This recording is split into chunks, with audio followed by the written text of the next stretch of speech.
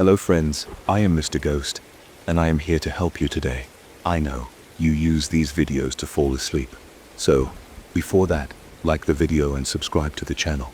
Also, where are you from, and what time are you watching?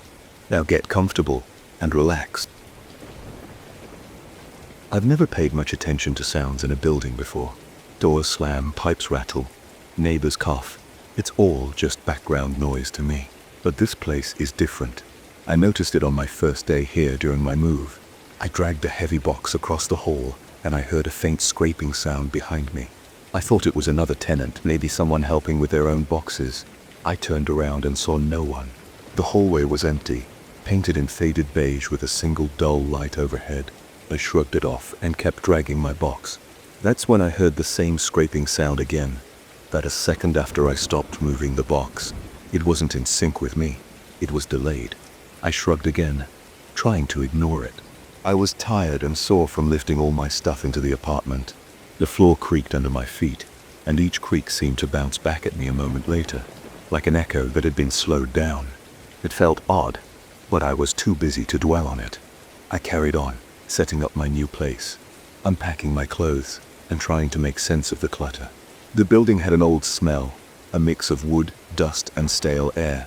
The walls were thick, and the floors were probably from the early 1900s, covered in worn-out hardwood boards that squeaked with every step. In the first week I'd barely left my apartment, I was dealing with new job stress in a pile of unpacked boxes.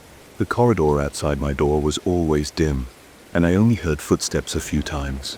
Those footsteps never sounded normal, they echoed in a funny way, always off by a beat, as if the hallway itself was repeating them.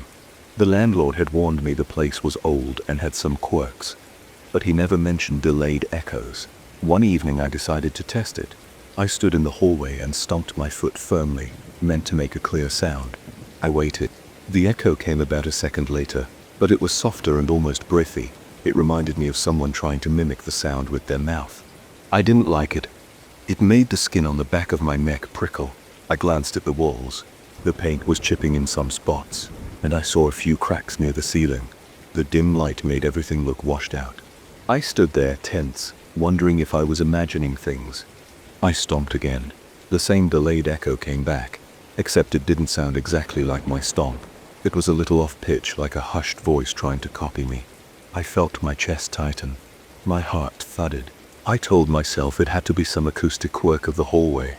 Maybe the shape of the corridor created weird echoes. I went back inside, closed my door, and tried not to think about it. That night, though, I had trouble sleeping. Every time I shifted in bed, I thought I heard a faint creaking out in the hallway, trailing my movements. Maybe it was just my imagination. The next morning, I left for work, and I heard my own footsteps echo behind me. That's normal in an old building, but the gap was off. Instead of overlapping with my steps, I heard the tail end of each step a moment later. It unnerved me enough that I quickened my pace. When I reached the elevator, I stood still for a moment and tapped my foot once more. After I stopped tapping, I heard a gentle tap, almost like a single clap, but stretched out. I stared at the walls. They were covered in ancient wallpaper, yellowed with age. I felt hot and uncomfortable, like I was being watched. The elevator arrived, I got in, and the doors closed, cutting off the hallway with a hiss. For a while I tried to ignore it. Work kept me busy, and I didn't notice anything strange there. The problem was the building, not me. But every night I'd come home, walk down that corridor, and hear the same second-late echo behind me. Sometimes it felt distant, other times it felt close, as if something was right behind my shoulder. I started to get jumpy. I'd turn around fast, hoping to catch someone messing with me, but there was never anyone there. About 2 weeks in, I tried an experiment in my living room. I closed all the windows and turned off every appliance to make the place as quiet as possible. I stood in the center of the room, clapped my hands 3 times, listened carefully. The first clap echoed normally, bouncing off the walls. The second clap did the same, but the third clap produced an echo that sounded like a muffled whisper. I can describe it any other way. It wasn't just a reflection of the sound. It was more like a person whispering shh in another room. My arms broke out in goosebumps. I stared at the walls and ceiling. My throat felt dry. I tried again. Clap, clap, The first two were normal. The third again sounded distorted. It was as though the building was trying to repeat me but didn't remember how to do it properly. My chest tightened again, and I felt sweat gathering at my temples. I decided I'd done enough clapping for one night, so I turned on the TV to drown out the silence. At night I started hearing odd murmurs in the hallway. It wasn't loud, but I could tell it was more than just the creaks of old pipes.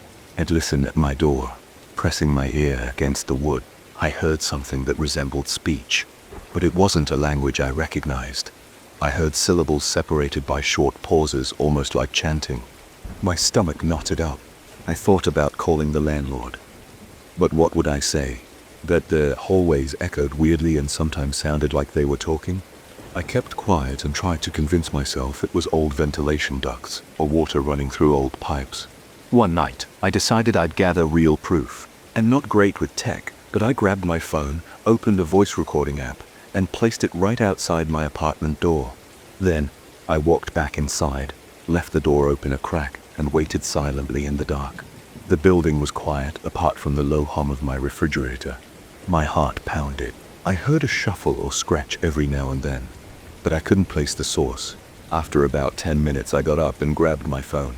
I locked the door, turned on a small lamp, and listened to the recording.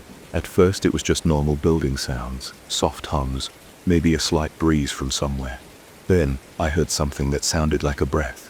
It was followed by a faint tapping in a slow rhythm. After a moment, I heard what I can only describe as a weak imitation of my voice. I don't recall saying anything, but I heard something that sounded like my own tone, except the words were garbled. I felt my mouth go dry. I replayed that part 5 or 6 times. Each time, I got more anxious. I could pick out a few syllables. It didn't match any language I know. It sounded like a messed up replay of something I might have said earlier, but twisted. My hands shook as I held the phone. I deleted the file because I didn't want to hear it again. I almost regretted not keeping it, but I felt sick to my stomach. After that, I started seeing changes in my own behavior. I would leave the apartment less often. I started ordering takeout instead of going to the store. I even put rugs down all over the hardwood floors, hoping they would dampen my footsteps and avoid that echo.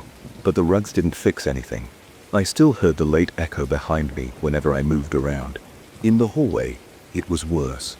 The corridor carried my footsteps in that weird delayed pattern, sometimes sounding half a second behind me, sometimes a full second.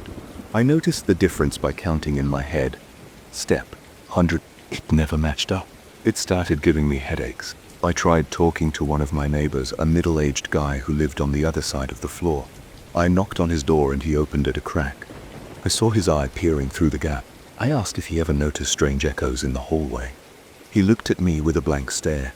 He said the building had old plumbing and old walls, and that he'd heard plenty of creaks and groans, but nothing out of the ordinary.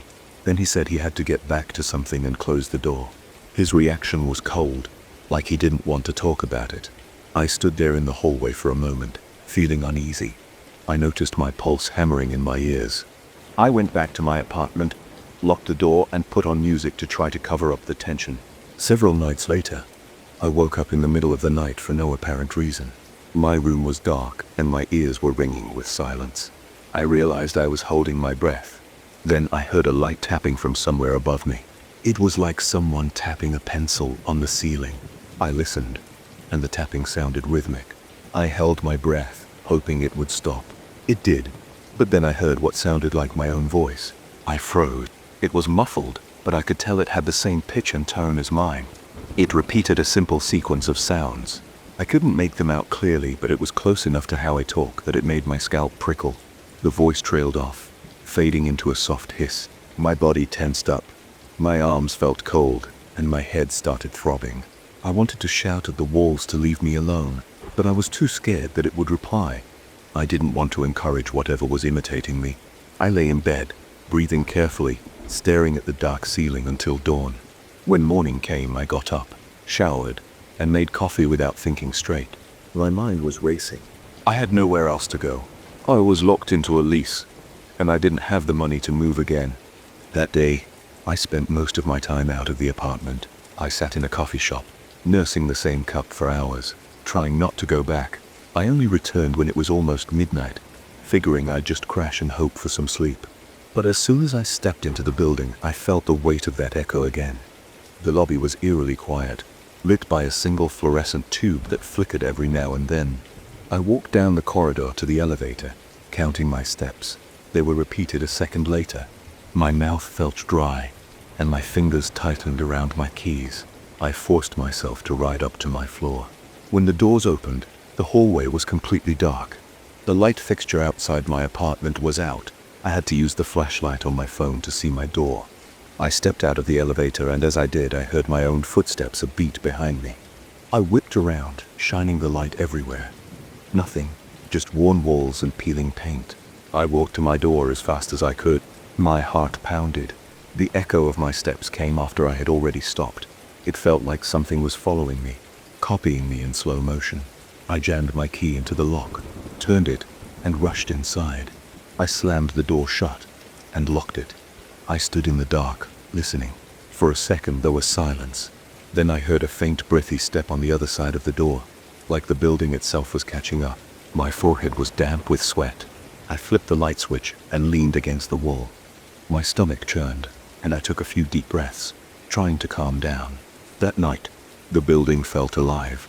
Every board in the floor seemed to groan and pop. The pipes hissed whenever I ran the faucet, but behind those normal old building sounds, I still heard that delayed echo.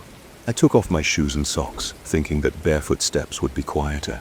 But even then, the floor squeaked softly, and a moment later, I heard a squeak. My arm shook as I grabbed my phone and checked the time. It was almost 1 a.m. My eyes stung from exhaustion. I climbed into bed, not bothering to change. I just wanted to sleep, to escape for a while. I turned off the light and lay there staring at the ceiling. I tried not to breathe too loudly, afraid that the building would repeat my breaths. After a few minutes, I heard the same set of syllables I'd picked up in the recording.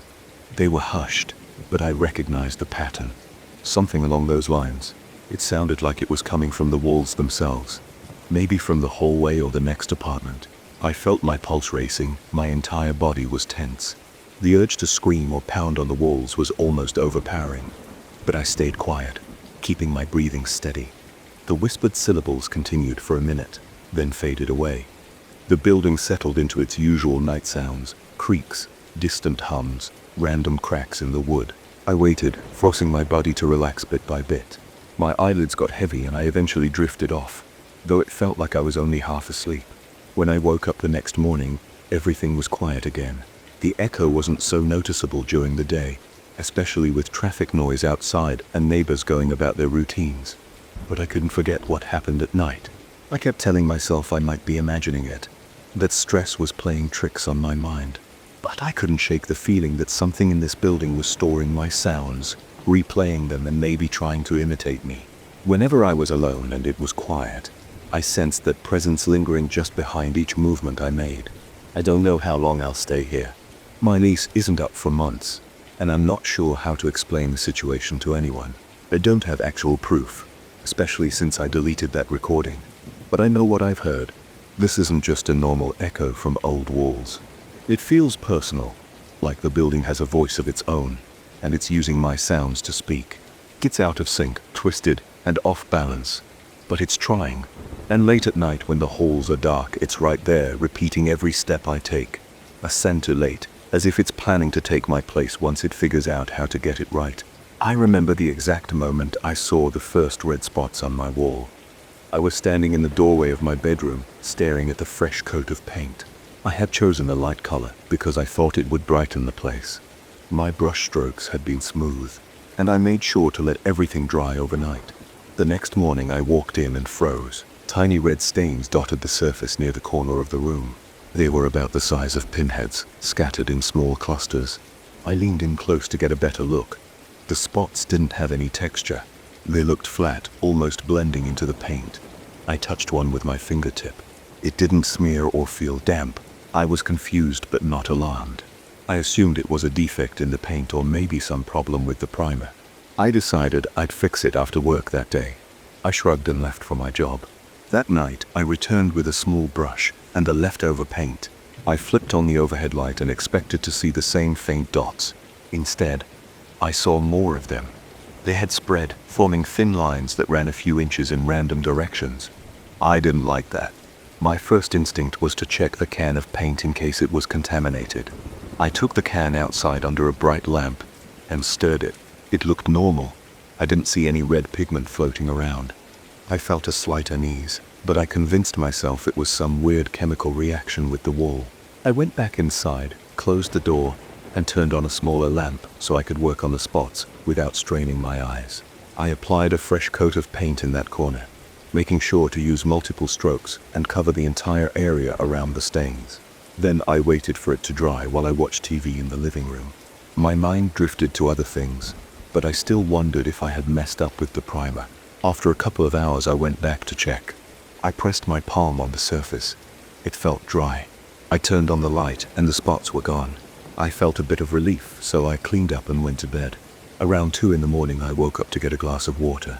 I passed by the bedroom door on my way to the kitchen and noticed a faint glow through the narrow gap at the base of the door. I pushed the door open. A strange red shimmer flickered along the wall where I had painted. It was dull, not enough to light up the entire room, but enough to catch my eye in the darkness. I took a step inside. The lines had returned. They were thin and branched out in random patterns. They seemed to move with the shifting shadows. I stayed there for a few seconds, staring at them. Then I reached for the light switch and turned it on. The glow disappeared under the bright light, but the red lines stayed. They looked more vibrant now, as if they had pushed through the second layer of paint. My stomach felt tight. My heart pounded in my chest. I looked around for anything that could have caused it, but I saw no leaks or cracks. I touched the wall again. It felt cool and dry. The lines didn't flake off or bleed. They were just there. I barely slept that night. I sat in the living room flipping channels and trying to distract myself. In the morning, I contacted the hardware store. I asked if they had ever heard of red stains appearing after painting. The employee on the phone had no idea what I was talking about. They suggested it might be mold or rust seeping from old pipes inside the wall. I mentioned that the lines glowed. They paused, then laughed a bit. They said they had never heard of anything like that. I hung up feeling embarrassed and frustrated. I decided to repaint the entire room. I drove back to the store, bought a different brand of primer and paint, and spent most of my Saturday prepping the walls. I sanded them lightly. I wiped them down with a cloth until the surfaces were clean. I applied the primer carefully. While it dried, I took a break, ate a simple meal, and drank some water. I kept checking the walls, waiting for something to appear. For a while there was nothing. The new primer looked fine. The smell of fresh paint filled the air. That evening, I rolled on the new paint. It was a more expensive brand, and I hoped it would seal whatever was bleeding through. I worked until late. By the end of the night, the bedroom looked smooth and clean. I felt a little surge of pride as I stood there. I opened the window to air out the paint smell and left the room to let it dry overnight. Around midnight, I lay in bed, not in the bedroom but on the couch, because I didn't want to sleep in that room yet. The house was quiet. The new paint smell lingered in the air. My eyes felt heavy, but my body was tense. Eventually, I drifted off. A few hours later, I dreamed that the walls were closing in on me. I felt them pressing against my shoulders. I smelled paint fumes. My chest was heavy, and I felt trapped. Suddenly, I woke up breathing hard. I noticed sweat on my forehead. My hands felt cold. I stared at the ceiling for a moment, then forced myself to sit up. I crept down the hallway and listened near the door to the bedroom. I heard nothing. I turned the knob and took a breath before stepping inside. At first, I only saw darkness. Then I realized the lines were back. They covered more area than before. They reached across the wall in intricate patterns. Some of them zigzagged halfway to the ceiling. They looked bolder than before. My pulse hammered, and I felt a tightness in my throat. I didn't see any cracks in the paint, but the lines were visible. I tried to stay calm. I opened the window to let in some moonlight. A faint red glow traced along certain sections of the lines. I felt a wave of nerves in my stomach. I hurried over to my toolbox and grabbed a paint scraper. I wanted to see if the red color was on the surface or if it had soaked into the wall. I pressed the blade against a small section and scraped lightly. The paint chipped off in flakes, revealing a layer of primer underneath. The red lines seemed to be embedded in the primer as well. I pushed harder, scraping down until I saw the older layer of paint from before I started. The lines were there too. I stood up, feeling tense and confused. I knew that it made no sense for anything to stain multiple layers unless something inside the wall was forcing its way through. I decided to leave the room and close the door behind me. I felt uneasy staying in there. Every time I blinked, I could still see the red patterns in my mind. I grabbed a bottle of water from the kitchen and paced around the living room. I considered contacting a professional painter or a contractor, but I didn't have a lot of money. I also felt uneasy about explaining the glowing effect. It didn't sound believable. I didn't know if they would think I was making it up, or if they would charge me a fortune to tear the whole wall apart. Over the next few days, things got worse.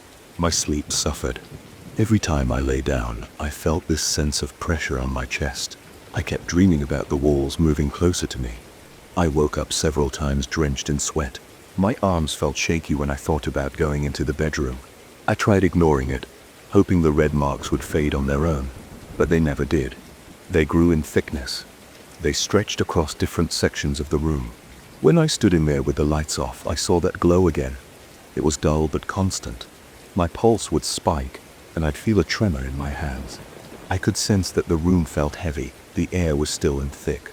One evening, I tried using a strong bleach solution. I opened the window for ventilation, put on gloves, and scrubbed one patch of the wall. The bleach ran in thin streams down the paint, but the red stain stayed put. I wiped it with a cloth, but all I saw was a smear of water and bleach. The red color didn't budge. I felt my eyes burn from the fumes, so I tossed the rag in the sink. I wiped my forehead and noticed how tense my shoulders felt. A few nights later, I heard a faint noise coming from the bedroom. It was a clicking or tapping sound. I got up from the couch and walked carefully to the door. I turned the knob slowly and opened it an inch. The red glow illuminated the walls. I stepped inside and saw the lines pulsating. The faint sound continued for a few seconds and then stopped. I stood there, my heart pounding. My hands felt clammy, and my knees felt weak. I switched on the overhead light. The glow vanished, but the lines remained. I tapped the wall with my knuckles and listened. It sounded solid. I let out a shaky breath and left the room again. My nightmares got more frequent. In them, the red color dripped from the walls and touched my skin.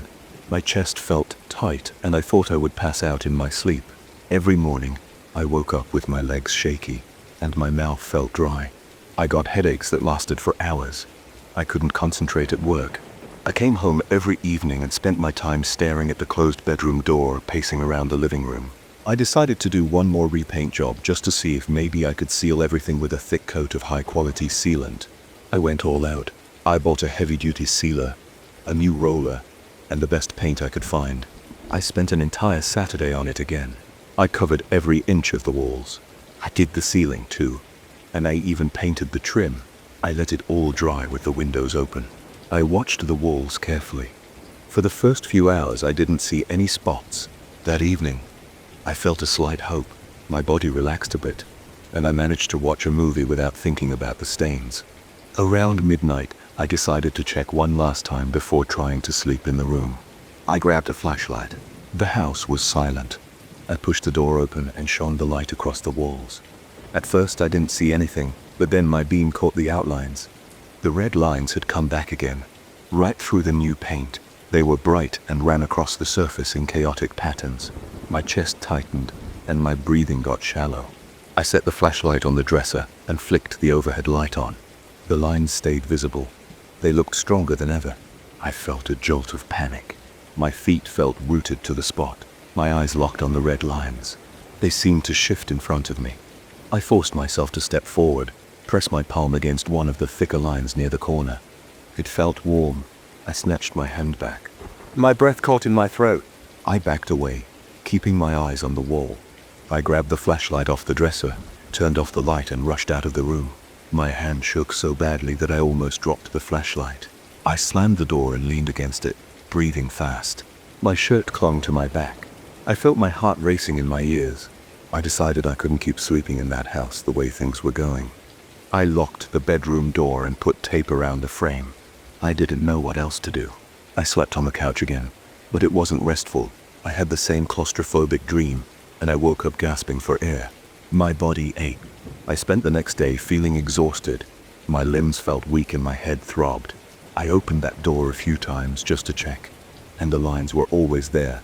glowing faintly in the dim light. I got to a point where I didn't want to be in the house at all. I went for long drives after work. I ate fast food in my car just to avoid coming home. Whenever I stepped through the front door, I felt a heaviness. My hands shook if I even glanced at the bedroom door. I heard faint ticking sounds at night, and I felt uneasy all the time. My appetite dropped. I forced myself to drink water and eat something, but I felt nauseous. After a few weeks of this, I realized I needed help. I contacted a general contractor, left a brief message about persistent staining, and asked if they could inspect the walls. I didn't mention anything about the glow or the pulsing. I was too afraid they wouldn't believe me. I just said there was some kind of seepage. I'm waiting for their call back now. I'm telling this story while sitting on my couch. My eyes keep darting to the hallway. The bedroom door is still taped shut. My breathing feels short, and my legs are jittery. It's hard to relax. I can't keep avoiding it, but every time I think about the red marks and how they push through layer after layer of paint, a tight knot forms in my stomach. I don't know what's going on behind that door right now. The lines might be spreading even more.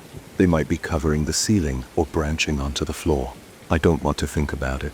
I'm just waiting for a professional to come and tear that wall apart or do something else that will fix this. I haven't slept more than 3 or 4 hours a night. My eyelids feel heavy, and my eyes burn. My neck feels stiff. I keep imagining the house is pressing in on me. Sometimes I stand outside in my yard and stare at the window to that bedroom. I see faint flickers of red through the curtains at night. My chest gets tight. My arms feel weak. I can't believe how quickly this situation escalated. I've never felt this powerless in my own home. Right now, I'm just sitting here telling you everything, hoping to calm myself down. I hear a soft noise behind the hallway wall. It's a steady tapping. It stops for a few seconds and then starts again. My heart is beating hard. I'm sweating a little. I keep wiping my palms on my jeans. I feel trapped. I can go in there, and I can pretend it's not happening. I'm stuck waiting. I don't smell anything. There's no odor, no gas leak, no moldy stench. There's only that persistent feeling of heaviness. I feel it when I breathe. I feel it in my gut. It's a nagging sensation that won't leave me alone. My mind races with questions, but I have no real answers. I don't know if the contractors will find something physical in the walls, or if they'll just stare at me. Confused. I have no idea how long I can keep living like this. All I know is that every time I try to hide those red marks, they fought back. They appeared stronger and brighter. They spread across the surface, glowing with a dull light at night. I see them in my dreams. I feel them in my chest when I lie down. I don't feel safe in that room. I don't feel safe in my own home right now. And that's the worst part. I'm tense, I'm restless, and I'm waiting for any kind of solution. Until then, I'm just here hoping the walls don't close in on me again tonight. I moved into this house 6 months ago. I wanted a place with a decent-sized yard, and this one seemed perfect from the start. The grass was overgrown, and the back fence needed mending, but it felt manageable. The realtor mentioned an old well sealed shut. Decades ago, I didn't think much of it until a couple of weeks ago when I decided to start some landscaping. I didn't expect that removing a heavy iron lid would lead to these nights of sweating and hearing strange dripping sounds in every corner of the house. I remember that day clearly. I had on a pair of work gloves and a plain gray t-shirt. The sun was hot, and the smell of damp earth hung around the yard. I took a shovel to clear away some vines that had grown over the well's surface. Underneath those vines, I saw rust spots and a chain looped through an iron ring on the lid. It was thick metal, heavier than I expected. I had to pry it with a crowbar to get some leverage. When the lid finally shifted, it made a scraping sound that sent a chill over my arms. It took me a few minutes to push the lid aside, and by the time I did, I was already sweating through my shirt. Inside the well, the bricks looked wet, though there was no obvious moisture on the ground around it. I leaned forward, my head over the gap, and caught a whiff of stale air. It made me cough. I reached for the flashlight I'd brought. When I shone the light along the inside, something glimmered in a gap between 2 bricks, near the top edge. I bent down a bit more, resting one hand on the rim. My glove brushed against something small and hard. I set the flashlight on the ground and used my other hand to pry it loose. That's when I realized it was a ring. The ring had a thick band of some metal I couldn't identify. It might have been silver or iron, hard to tell with the dirt on it. In the center sat a dark crystal or stone. It felt cold in my hand. colder than the metal edges. It was stuck at first, but it came free with a rough jerk and I almost lost my balance, kneeling against the side of the well. The moment I held it, the ring gave me an uneasy sensation, like the skin on the back of my neck was prickling. I slipped it into my pocket without a second thought. I didn't see any reason to drop it back in, and I felt a weird curiosity about it. I replaced the iron lid, patted it in place, and spent the rest of the afternoon cutting back weeds. Later that evening, I took a shower. At first I heard something in the pipes, dripping water that didn't match the flow in my shower. I turned the knob to shut the water off. My shower had stopped spraying, but I kept hearing a faint drip, drip. I went back to the sink in the bathroom, twisted the faucet to see if it was leaking, but it was dry. The drip, drip, drip continued somewhere behind the walls. I tapped the tiles, thinking maybe there was a leak inside, but then it faded. I shrugged it off. Old houses make weird sounds all the time. That night, I got into bed too tired to think about anything but sleep. As soon as I closed my eyes, I felt this wave of unease. I couldn't figure out why. Maybe it was just the excitement of the day, I thought. But after I dozed off, I had a dream.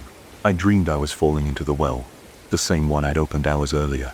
The bricks flew past me, and cold air whipped against my face. At the bottom, I saw something dark and motionless. A voice called out from below, a low rumble that vibrated in my chest. "Give it back," it said. I jolted awake, heart pounding, drenched in sweat. My bedroom was pitch black, and I heard that same dripping noise. It sounded louder, like it was right next to my bed.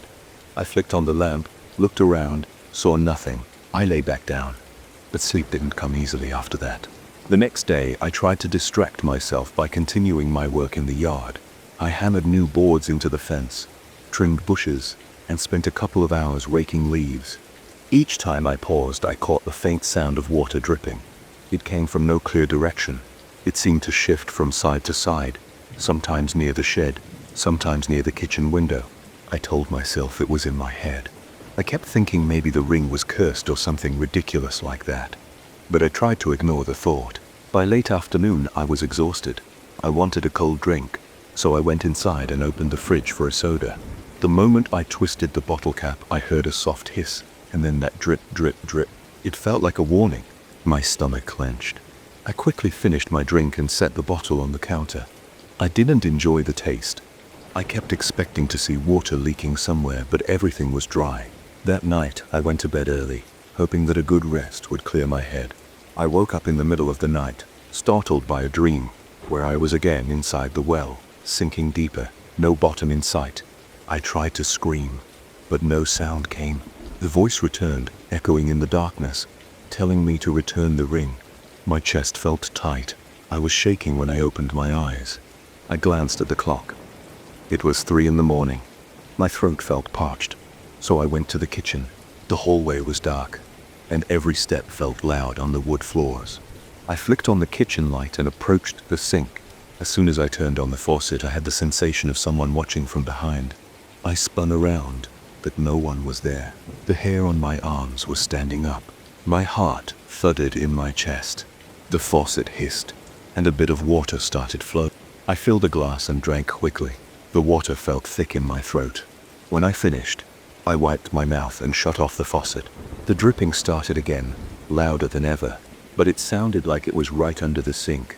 I opened the cabinet door, but there was no leak. Nothing was wet.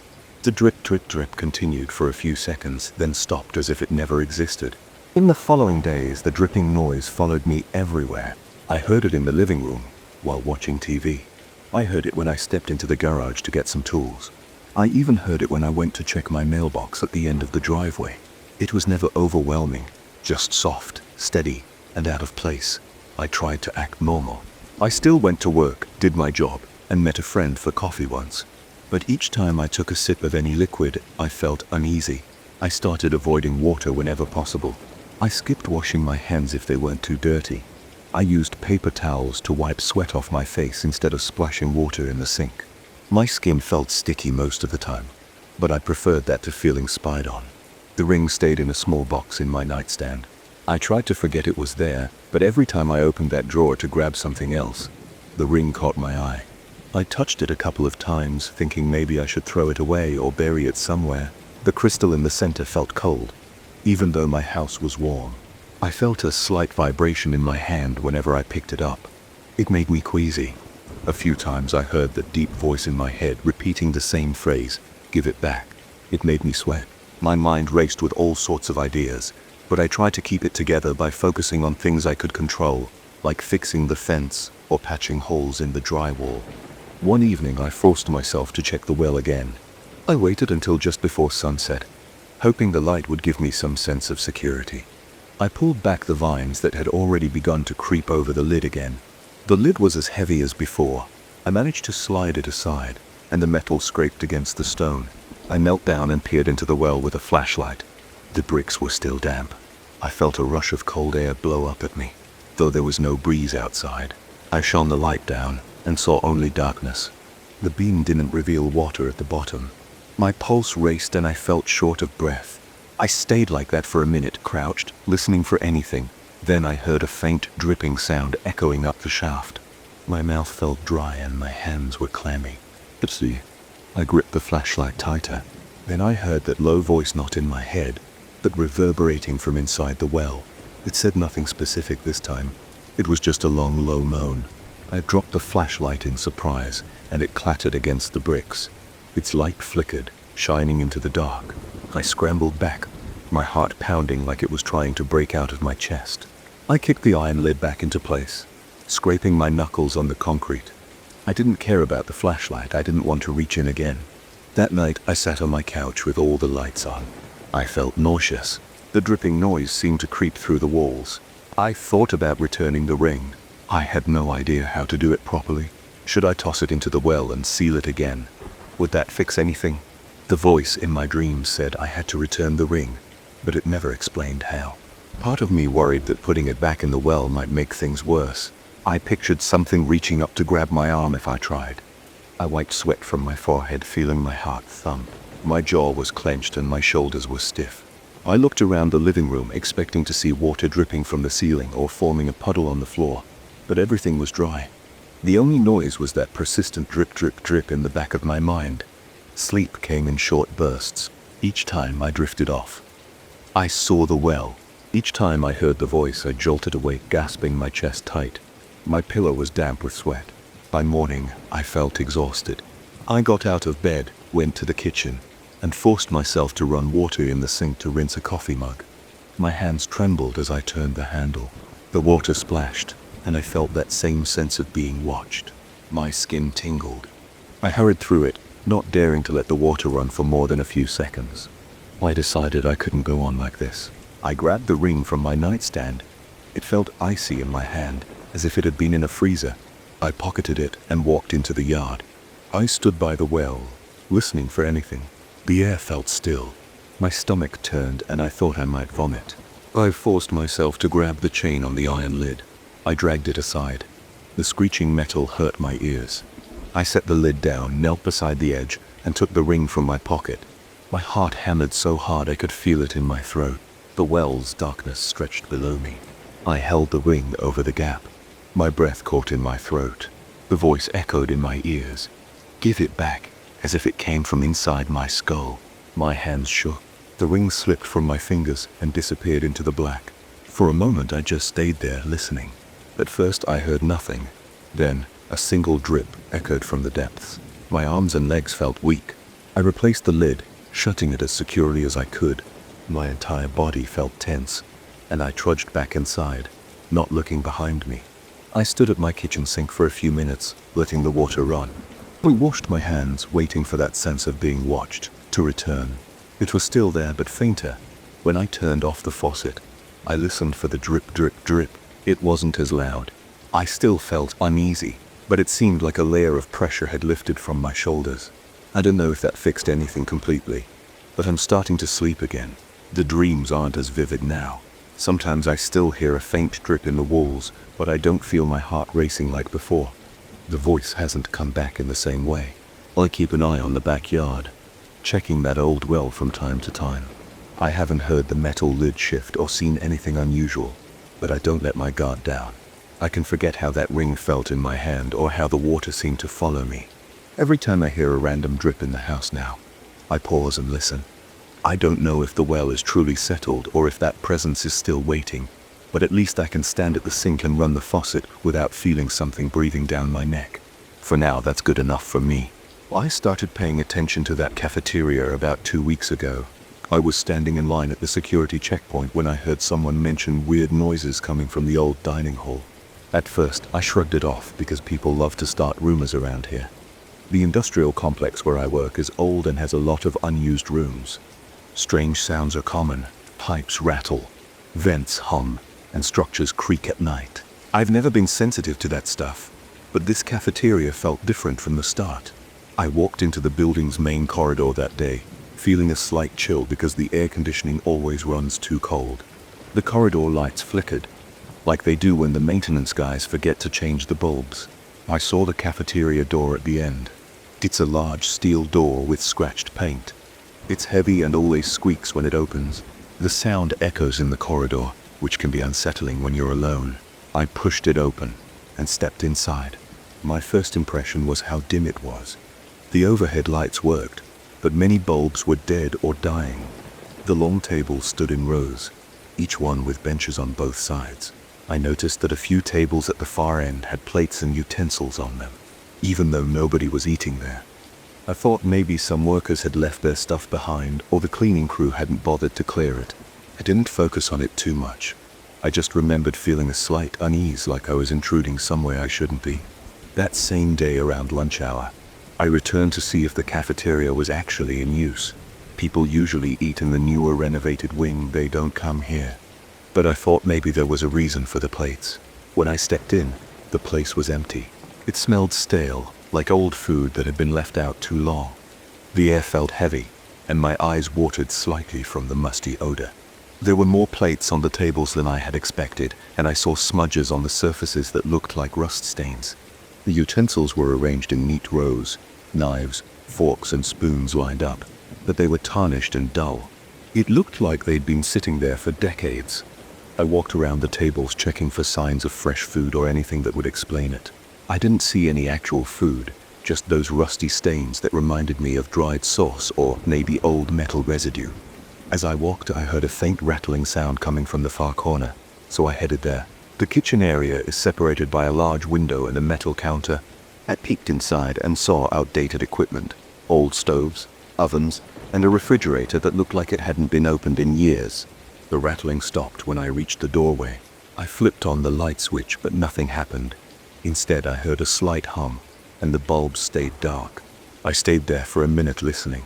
The room was silent, except for the buzzing of a fluorescent light on the ceiling that flickered at an uneven pace. I didn't feel any breeze or see anyone moving. Still, I sensed a presence, like someone was standing behind me. I turned around quickly, but all I saw was the empty cafeteria.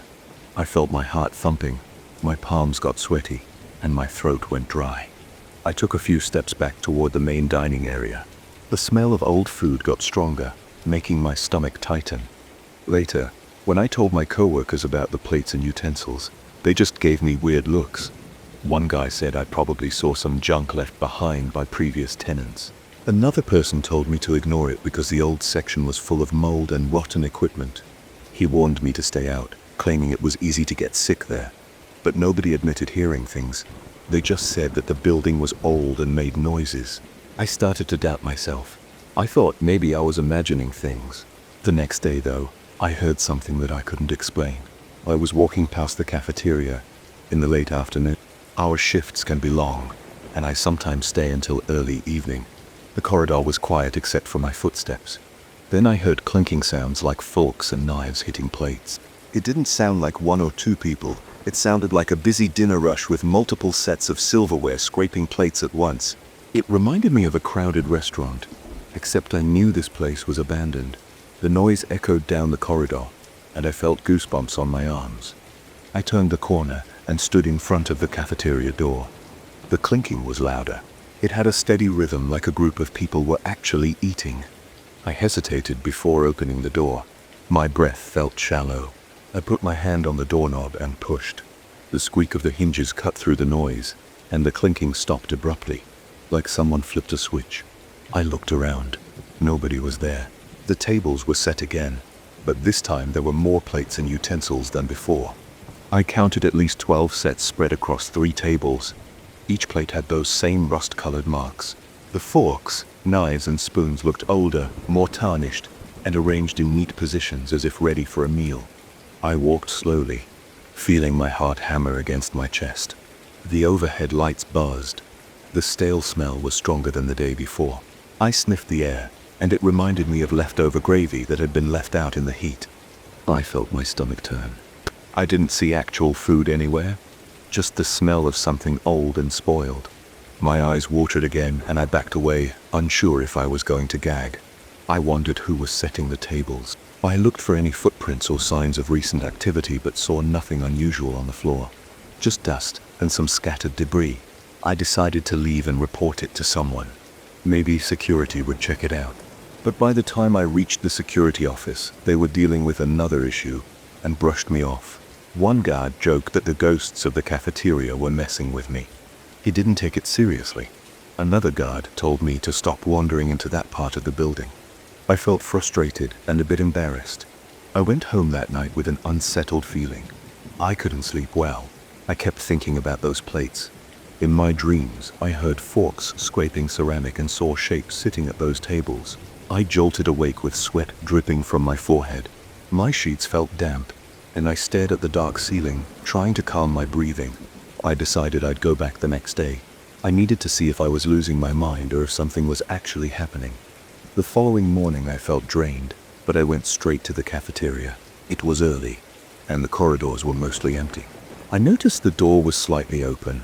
That was unusual because it's a heavy door that doesn't just stay open on its own. I entered quietly, not wanting to disturb anything.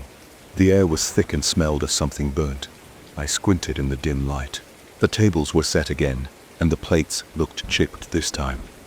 The utensils had more stains on them. I rubbed my eyes, wondering if they had always been that chipped. I just hadn't noticed.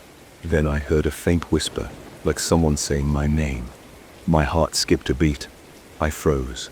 The whisper came from the corner near the kitchen window. I walked in that direction, step by step, my boots crunching on broken pieces of what looked like porcelain on the floor. I reached the counter and peered over it. The whisper stopped, and my name lingered in my ears. My arms felt covered in goosebumps. The hair on the back of my neck stood up. I tried to steady my breathing but felt a tremor in my legs. I leaned forward to see if anyone was behind the counter. There was nothing there. The only thing I saw was a stack of dusty trays. I told a friend at work about the whisper. He laughed and said I was overworked, but I knew I wasn't making this up. I decided to record video on my phone the next time I visited. So, after my shift, I returned with my phone's camera ready. I stood in the corridor and hit record. I took a slow, steady breath and opened the cafeteria door. My phone's flashlight lit the space in a weak cone of light. My hands felt cold and my heart pounded. I heard a faint clinking again, but softer than before. I panned my phone around, capturing the tables and chairs. There was nobody in the video. The sound didn't seem to pick up on the recording either. I checked it afterward, and it was just silence. But I heard it in person. It sounded like distant metal scraping on ceramic. I walked to the first table, shining my light on the plates. They were dusty. The utensils had faint spots that looked like old rust or maybe dried something else. I touched one of the forks. It felt rough, and small flakes came off on my fingers. I smelled my hand. It had a metallic odor. I wiped it on my pants, feeling uneasy. I approached the second table. The plates were spaced out perfectly, like each seat had been carefully set. I ran my flashlight over them and saw some sort of smear in the center of one plate. It was dark brown, almost black, and had a crusty texture. I felt my stomach tighten. I leaned in to get a better look, and my flashlight started flickering. I tapped the phone, but the light kept going in and out. My name echoed in my head again, like a whisper I couldn't trace. I swung around, checking behind me, but I only saw the empty rows of tables. I felt a rush of panic, and rushed out. The door slammed behind me with that same squeak. I almost ran straight into a coworker. He asked me why I looked so pale. I told him the cafeteria was messed up, and he just shrugged. I realized then that nobody else took this seriously. They either didn't care or thought I was losing it. I spent the next few days avoiding that place, hoping it would all go away. I focused on my daily tasks, trying to keep my mind off the noises and smells. But the cafeteria didn't leave me alone. I started hearing those clinks and whispers, even when I was far from that area. I'd be in the break room in the newer wing, and I'd catch that faint sound of utensils hitting plates. I'd ask my coworkers if they heard it, but they always said no. My appetite got worse. I'd sit to eat, and I'd imagine a rancid smell. I'd push my food away and end up throwing it out. My hands shook at random times. I'd break out in sweat when I remembered the condition of those plates. After another week, I decided to check again. I felt like I needed proof or closure. I told myself I'd go in, take photos or video, and show people. If nothing showed up, I'd see a doctor. I planned to do it in the late afternoon when the sunlight still came through the high windows. That part of the complex has windows up near the ceiling, allowing some light in before sunset. I arrived at the cafeteria door. The corridor was empty, but I opened it anyway and braced myself. Inside, the tables were set once more, but now there were many more of them. It was like additional tables had been moved in, forming 2 extra rows in the back. They all had plates and utensils. I counted at least 20 sets. My throat felt tight. The smell of stale food was almost overwhelming. It felt like breathing in damp, rotten fabric. I covered my nose with my sleeve and stepped forward. I took out my phone and started recording video. I aimed the camera at the tables, then at the ceiling, trying to show the entire space. I walked slowly, explaining in a low voice what I was seeing. My hands were shaky, but I kept recording. As I passed each table, I saw fresh marks on the plates. Some looked like new rust spots. Others looked like smears of old sauce. I moved toward the kitchen counter again, shining my phone's flashlight. That's when I heard my name, clear as day. It was a hiss, almost like a breathy call. I jerked the phone around, trying to catch whoever said it. There was nobody in sight. My chest tightened and my heart raced. My pulse pounded in my ears. My phone screen showed the dim tables, empty chairs, and scattered utensils. I couldn't see a single person. Then a series of clinks erupted louder than before. It sounded like many forks and knives hitting plates over and over. I felt my scalp prickle and my knees threaten to buckle. I stared at the tables, but they were all still. Yet the sound continued, as if dozens of invisible people were having some strange meal. My phone captured only muffled static. My name came again, a slow whisper that seemed right next to my ear. I spun around, expecting to see a face inches from mine, but there was nothing. My mouth went dry, and I could barely swallow. My breath came out in quick gasps. The clinking rose to a frantic pace. I couldn't take it anymore. I ran for the door, my steps echoing off the walls. I burst into the corridor. The noise stopped the instant I crossed the threshold. My phone kept recording. I pressed stop and stood there, panting. My hands shook so badly, I almost dropped my phone. I forced myself to check the footage. The video showed me walking through the cafeteria, describing what I saw, but the audio was mostly quiet. There was a faint buzzing sound, maybe from the lights, but I couldn't hear any of the intense clinking or whispers. My voice was there though, explaining everything I saw. It was proof that I was physically there, but it didn't capture the disturbing noises that filled my ears. I still work in that complex. I still see the cafeteria door whenever I walk past it. I don't go inside anymore. Nobody has believed me so far. They say it's in my head or it's just the old pipes, but I know what I heard and saw. Sometimes late at night I swear I catch that stale odor in the hallway. My pulse spikes and I hurry away. I hear the faint rattle of utensils and plates echoing in my mind. I feel like something in there wants me to come back. I still hear that voice calling my name, asking me to join a meal that never ends. When it happens, my chest tightens and my stomach twists. My skin goes cold. I tell myself not to listen, not to step through that door again. But every day I think about it. I can't explain any of it. I just know it's real. I've heard the sounds, smelled the rotting food, and touched those dirty utensils.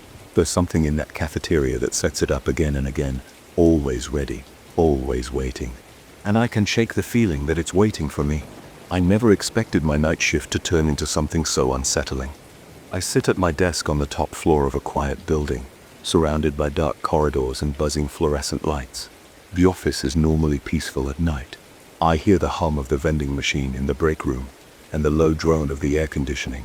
Sometimes I listen to music through my earbuds to stay awake. But lately, I've been too on edge to block out any sounds. There's a tension I can't ignore. It started about 2 weeks ago. I was typing an email when I noticed something move at the far end of the corridor. It was just a dark figure shifting from one side of the hallway to the other. At first I thought it was a coworker who accidentally stayed late, but then I realized no one else was scheduled. The figure wore an old-style hat and faded clothes. He didn't make a sound, and for a moment I thought the flickering lights were playing tricks on me. The moment passed, and I shook it off. I went back to my work, convinced I was just tired. A few nights later, the same thing happened. This time I was sure it was a man. He walked slowly and disappeared through the wall at the end of the corridor. My throat went dry. I wasn't sure what I had just seen. I got up, walked down the hall, and looked at the wall. It was solid. I pressed my hand against it. It felt cold. There was no door, no opening, just a wall leading to an empty office space on the other side. When I stood there, a chill ran over my arms. It was like the air was heavier, and I felt pins and needles on the back of my neck. I went back to my desk, feeling on edge. I tried to rationalize it, but it stuck in my mind. Every shift after that had small moments when I would see him in the corner of my eye. He wore the same hat and the same clothes, like he was stuck in time. I got this strange feeling he was guiding me somewhere. He never spoke, never gestured, but there was a sense of direction in the way he turned corners. It was as if he wanted me to follow. My stomach would tighten every time I saw him. My chest would pound, and I'd hesitate to move. But the curiosity was stronger each time, and I found myself walking a few steps toward him before he vanished. I learned from a coworker that there was a floor in the building that had been shut down for structural issues. They closed it off 5 years ago. No one is allowed up there, and the elevator won't stop at that level. Some people claim it's unsafe, with cracks in the foundation and exposed wiring. Others say it's just a cost-saving decision by the owners. Either way, it's off limits. The only access might be through the service stairs, but those are locked. I started to connect that closed floor with the figure I was seeing. My instincts told me that was where he wanted me to go. I tried to ignore it, but every night it became harder to resist. One night I decided to explore the hallway where I always saw him. I grabbed a flashlight and told myself I was just investigating a weird electrical problem. My heart pounded in my ears as I walked toward the far end of the corridor. The lights there flicker more often, and the paint on the walls is peeling in small patches. The air felt damp. It smelled like stale water and old paper. I heard my own footsteps echo, and I paused every few seconds to see if I could catch a glimpse of him. At first, nothing happened. I reached the end of the corridor, showed my flashlight on the walls, and saw no seams or hidden doors. I rested my hand on the wall, pressing my palm against the surface. It felt a bit uneven, like there might be a slight crack beneath the paint. Suddenly I heard a soft shuffle behind me. I spun around. My flashlight beam shook with my unsteady hand. For just a split second I saw the man again. He was farther down the corridor, facing me. His head was tilted, and his hat cast a slight shadow over his eyes. I heard my breath catch in my throat. My legs tensed, ready to run. Then he took a step backward and vanished through the wall to his left. My heart hammered. I stood there, stunned. Then I walked quickly back to my desk. I couldn't focus on work the rest of the night. I sat there, restless, jumping at every little noise. The ceiling creaked once and I almost fell out of my chair. Over the next few days, I found it hard to sleep. I kept thinking about that moment when he looked at me.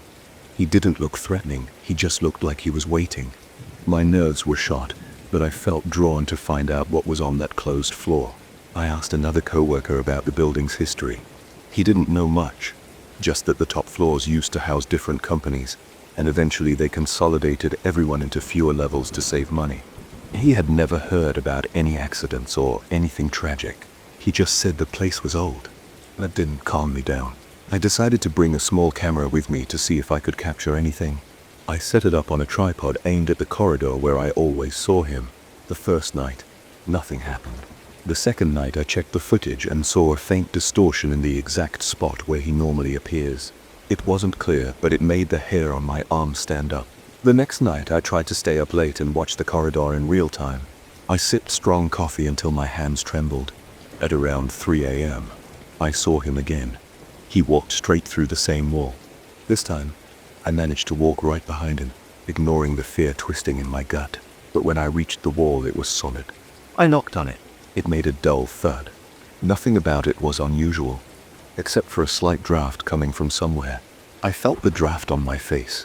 It was a cold, light flow of air. I ran my hand along the base of the wall and felt a small gap near the floor. I couldn't tell where it led. I thought about prying it open, but I was too freaked out. Instead, I went back to my desk, determined to check the building's floor plans online. After some searching, I found an old blueprint. It showed a hidden service passage that connected this corridor to the closed floor. It must have been used for maintenance decades ago. I thought about that strange man appearing right where the passage would be. My palms sweated. I realized that if I wanted to see where he was going, I would need to access that hidden route. On my next shift, I brought a small toolbox. I waited until well after midnight. The building was silent except for the occasional beep of the elevator and the hum of electricity in the walls. My heart felt heavy, and my breathing was uneven. I walked to the corridor, got down on my knees, and used a screwdriver to chip away at the base of the wall. The plaster was old, and it crumbled easily. A piece of wood gave way, and I saw a dark space behind it. It was just large enough to crawl through. My stomach churned. I had an overwhelming urge to turn around and pretend I never saw it, but my curiosity burned. I squeezed through the gap. Inside, it was pitch black. I turned on my flashlight and saw a narrow hallway that smelled like damp concrete. The walls were rough, with exposed pipes overhead. The space felt claustrophobic, and I had to hunch my shoulders to keep moving. My heartbeat pounded in my ears. Dust floated in the beam of my flashlight, and each step made a hollow echo. The corridor led to a rusty door at the far end. My hands shook as I reached out to touch the handle. It was ice cold. I twisted it, and the door creaked open. I stepped out onto the closed floor. The hallway there looked similar to the one upstairs, but older. The paint was peeling in large sheets, and some tiles were missing. A few light fixtures hung loosely from the ceiling. No lights were on, so I kept my flashlight trained ahead. It was quiet, except for a faint dripping sound. I saw a row of abandoned office rooms, some with broken desks and scattered papers. I felt my pulse race. The tension in my stomach was almost unbearable. I couldn't tell if I was trembling from fear or adrenaline. I walked slowly, pausing to listen. Every now and then I thought I heard a faint shuffle of steps. Then I caught a glimpse of him at the end of the hall. He turned the corner. My mouth went dry and my lungs tightened. I forced myself to follow. The floor felt uneven under my shoes, and I worried about holes or loose tiles. The flashlight beam shook in my hand. As I turned the corner, I saw an open door to what looked like a storage room. The man was inside, standing with his back to me. I entered the room. It was cold, and it smelled like musty cardboard. Old file boxes were stacked against the walls. The man stood near a collapsed shelving unit. He was motionless. I noticed how pale his skin looked under the faint light. I could hear my own breathing, shallow and nervous. I took one slow step toward him. He turned his head slightly, as if he were aware of me. My heart throbbed against my chest. Then he stepped forward and vanished through the wall. I heard a low scraping sound like metal dragging on the floor. I ran to the spot where he disappeared. The wall there was cracked. I could see part of a broken pipe behind it. There was a small piece of metal protruding from the rubble. I crouched down and tugged on it. It was stuck, so I pulled harder. A chunk of plaster came loose, revealing a hidden compartment. Inside, I found an old metal box. My hands were shaking as I lifted it out. It was heavy and covered in rust. I set it on the floor and tried prying it open. The lid resisted at first, but it finally gave way with a sharp squeak. It didn't contain anything dramatic. There were some old documents and a faded photograph of the building in an earlier era. My eyes adjusted to the darkness, and I recognized the corridor in the photo. The man in the hat was there, standing on the edge of the frame, just barely visible. A wave of cold tension spread through my back. I realized I was covered in sweat. My shirt stuck to my skin, and I noticed my breathing was fast and shallow. I didn't see anything else of interest in the box, just official papers with building permits and a few signatures. My flashlight flickered. The batteries were running low. I stuffed the photo in my pocket, picked up the metal box, and hurried out. I felt an overpowering need to leave that floor. My legs felt weak, and each step jarred my knees. I retraced my path down the hallway, back through the rusty door, and into the hidden passage. I crawled back through the gap into my familiar corridor, breathing hard. I slammed the loose panel back into place, trying to make it look somewhat normal. Then I headed straight for my desk. I wiped sweat from my forehead and took a long drink from my water bottle. My hands wouldn't stop shaking, and my heart was still pounding. I kept expecting to see him pop up around the corner, but everything was quiet. I stayed there for a while, trying to calm down. Eventually, my shift ended. I tucked the metal box under my arm and went home. When I got to my apartment, I looked through the documents more carefully. They were mostly technical details about the building's construction. There was one note that mentioned hidden passages for wiring and maintenance. The old photo was the most unsettling part. The man in the hat was standing next to a group of workers. His face was partially in shadow, but the hat was the same, and his clothes looked identical to what I had seen. My hands felt clammy, and I set the photo aside. I still worked the night shift. Sometimes I caught myself staring down the corridor, waiting to see him. Other times I forced myself to keep my eyes on the computer screen. The memory of him walking through walls is burned into my mind. I haven't gone back to the closed floor since that night. I think about it constantly, though. I wonder if he's still there waiting for me to return. I keep the box locked in a cabinet near my desk, unsure of what else to do with it. Even now, when I'm alone in that hallway, I feel the temperature drop, the air gets heavy. My muscles tense up. I remember that final moment in the storage room, seeing him disappear. I can't forget the scraping sound in the rusted box. I have no idea why he led me to it. But every time I think about it, I feel a strange sense of urgency, like I'm missing something crucial. My focus slips during the night, and I find myself looking for him again. I'm not sure what happens next. Part of me wants to push this away and just do my job. Another part of me wants to open that passage again and keep searching. The presence of that man is always in the back of my mind. I don't know who he is or what he wants, but I do know I can't shake the feeling that I'll see him again soon. Until then, I'll keep working these long nights, listening for footsteps and watching the corners of my eyes for movement that shouldn't be there. And if he appears again, I don't think I'll be able to resist following him one more time. I never expected a single book to turn my life upside down. I collect rare volumes all the time. It's my main hobby, and I've spent years digging through estate sales, online auctions, and dusty old shops. Been used to weird covers, strange inscriptions, and all kinds of odd smells. I've seen moldy pages, broken spines, and corners gnawed by rats. None of that phases me. But this book, this blank, coverless thing, made me question my own senses. I found it at a small auction a few months ago. The auction house specialized in random artifacts and odd curios. I wasn't looking for anything in particular. I just saw this stack of books in a corner and felt drawn to them. Most had normal jackets or obvious titles. This one looked different. It had no cover, no identifying marks on the spine, nothing on the first or last page. The paper looked yellowed, but not like normal aging. It had a sickly tint, almost grayish, as if left in a damp basement for too long. The binding was partially torn, and the pages looked like they might fall out if I wasn't careful.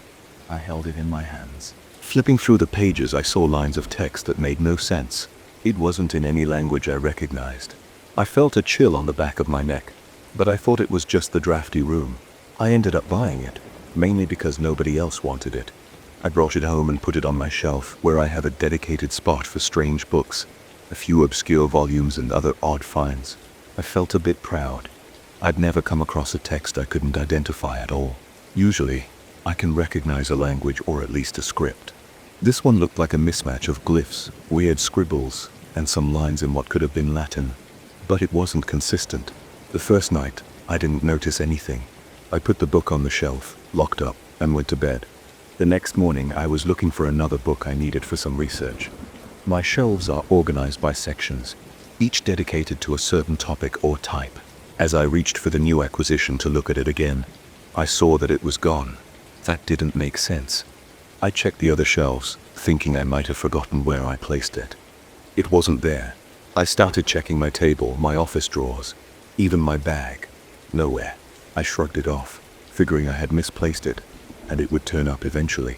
Around lunchtime, I was in my living room, straightening up a few items. I found the book sitting on my coffee table, wide open. The pages were covered in new markings. It wasn't just the weird text from before. It had fresh scribbles along the margins. Some looked like small circles and triangles, others like jagged lines. They were all drawn in a dark red pen. I didn't remember owning a pen with that color. It smelled metallic and sharp. I closed the book and carried it back to my library. The pages felt damp against my fingers. At that moment I got a wave of nausea, like my stomach flipped, but I chalked it up to skipping breakfast. I placed it back on the shelf, making sure to wedge it between two thick volumes so it wouldn't slip out. Then I left the room. 10 minutes later, I walked by again and glanced over. The space was empty. The other books were still in the same position, but the new one was gone. I walked in feeling a spike of adrenaline in my chest. My pulse pounded in my ears. I checked every shelf. Nothing. I scanned the floor. Nothing. I checked my desk. Nothing. Then I heard a thump behind me. I turned and saw the book lying near the door, open face down. It must have fallen from somewhere, but there was no shelf above that spot. I wasn't sure what to think. My mouth felt dry, and my mind started racing. But I wanted an explanation that made sense, so I told myself I must have bumped something. Over the next few days, I noticed more strange behavior. In the middle of the night, I'd hear a faint rustling from somewhere in the house. It reminded me of pages turning. At first, I thought it was just the wind or the sound of the heating system. Sometimes it sounded like footsteps, but not heavy. More like a soft shuffle, almost too light to be human. My heart would pound and I'd lie in bed, rigid, holding my breath. In the mornings, I'd find the book in odd places, behind the couch, under the kitchen table, even on the bathroom sink. Each time, it seemed to have new markings on random pages. The scribbles got bolder, thicker. Some pages had doodles of eyes. Others had random shapes. I couldn't find any pattern. I tried searching online for the symbols, but nothing matched. I decided to set up a camera in my library. I used a small webcam pointed at the shelf where I kept the book. I thought maybe I was sleepwalking or had an intruder. It was the only logical idea I could come up with. That night, I sat in my living room with my laptop. I watched the live feed for hours. Everything was quiet. Around 2 a.m., I got up to get some water. When I came back, the book was gone from the feed. I rewound the footage and saw something impossible. One frame showed the book sitting there, and the next frame it vanished. There was no movement, no blur, no hand reaching out. It was just gone in less than a second. I froze, my hand started shaking. My chest felt tight, my mouth went dry. I replayed it 3 times, and each time it was the same. One frame it's there, the next frame it's not. No flicker, no sign of tampering. I forced myself to breathe slowly. I checked the rest of the house, flipping on every light as I went. Eventually, I found the book on my hallway floor. It was open to a page with a new string of symbols. My heart was racing. I pressed my fingertips against the page and the paper felt cold, almost icy. The rest of the house felt normal, so I grabbed the book and shoved it in a closet. Then, I locked the closet door. That gave me a small feeling of control. The next day, I tried contacting an acquaintance who knows a lot about rare texts. He asked for photos. I snapped a few pictures with my phone and sent them over. He said he'd never seen anything like it. He thought it might be some obscure coded journal, or a forgery of an ancient grimoire. He asked if he could look at it in person. I said yes, figuring maybe he'd find some clue about its origin. But then I realized I didn't want to mail it or take it anywhere. It felt safer to keep it locked up at home. I told him I'd get back to him. Things got worse. The book started showing up outside the closet. I checked the closet door. The lock was still intact.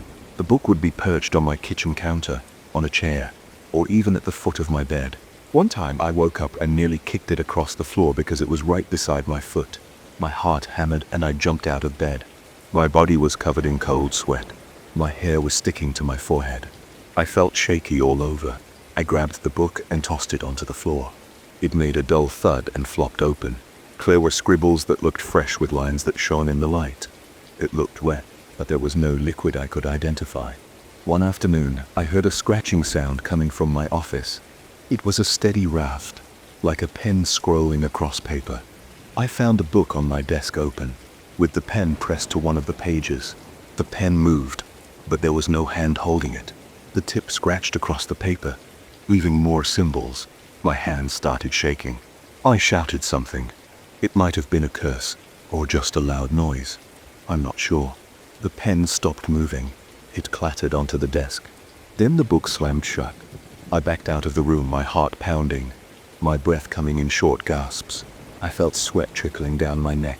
I had no idea how to explain what I just saw. No one else was in the house. The windows were locked and the door was shut. There was no logical explanation. I realized I needed to get rid of this thing. I took it outside and placed it in a cardboard box. I drove it to a local recycling center. My hands shook on the steering wheel, but I forced myself to keep going. When I arrived, I shoved the box into one of the big bins. I watched it slide down into the pile of papers. I stood there for a full minute, breathing hard, my pulse hammering in my skull. Then I got in my car and drove home. For a few hours, I felt relieved. I cleaned my house, tidied up shelves, tried to distract myself. That night I slept a bit better, but the next morning as I passed by my office, I saw the book on my chair again. It looked even older, like the edges had started to fray more. The scribbles on the cover page had grown darker. I felt a jolt, like a punch to the gut. My hands turned cold and I almost dropped my mug.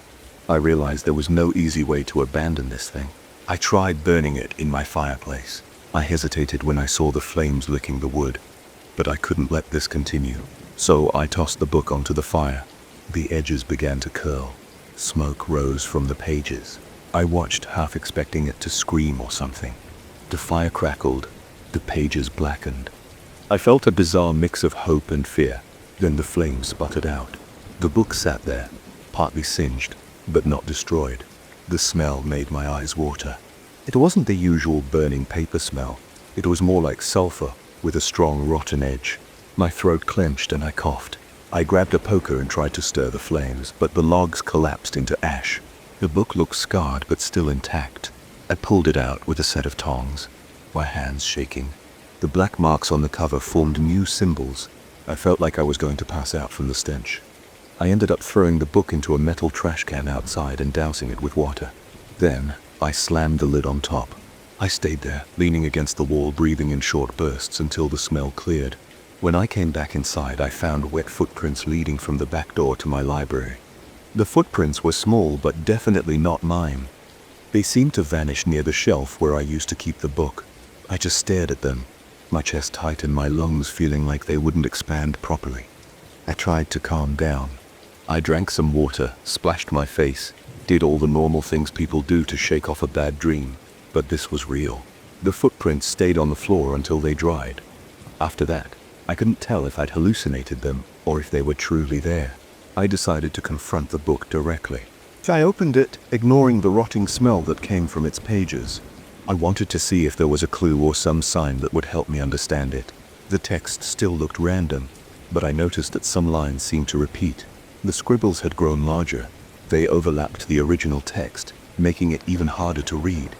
My eyes started watering and I felt a burning sensation in my nose. I flipped through the pages, searching for anything that might look familiar. Halfway through, I spotted a small note in what looked like shaky English. "Don't look for me." My stomach twisted. I slammed the book shut and tossed it on my desk. I backed away, trying to calm my pounding heart. Over the next few hours, I tried ignoring the book. I stayed in my living room, watched random videos, anything to keep my mind off what was happening. But the tension never left my body. I kept glancing around, expecting to see it lurking on a shelf or on my couch. Every sound in the house felt amplified. Every creak made me jump. When the sun went down, the silence became unbearable. I could hear my own breathing echo in my ears. I finally worked up the nerve to check my office. The door creaked as I opened it. The book was gone from the desk, and the pen lay on the floor, a small puddle of metallic-smelling ink next to it. A chill ran down my arms, like someone had opened a window, but the window was shut tight. I noticed the closet door was ajar. I walked over slowly and carefully. My heartbeat thudded in my eardrums. When I looked inside, there it was, on the top shelf, leaning against a box. It was open, pages turned to a spread filled with black scroll. I reached for it. The page felt cold and slightly damp. My hand tingled. I quickly pulled back. Something about that surface felt wrong, like touching decayed flesh.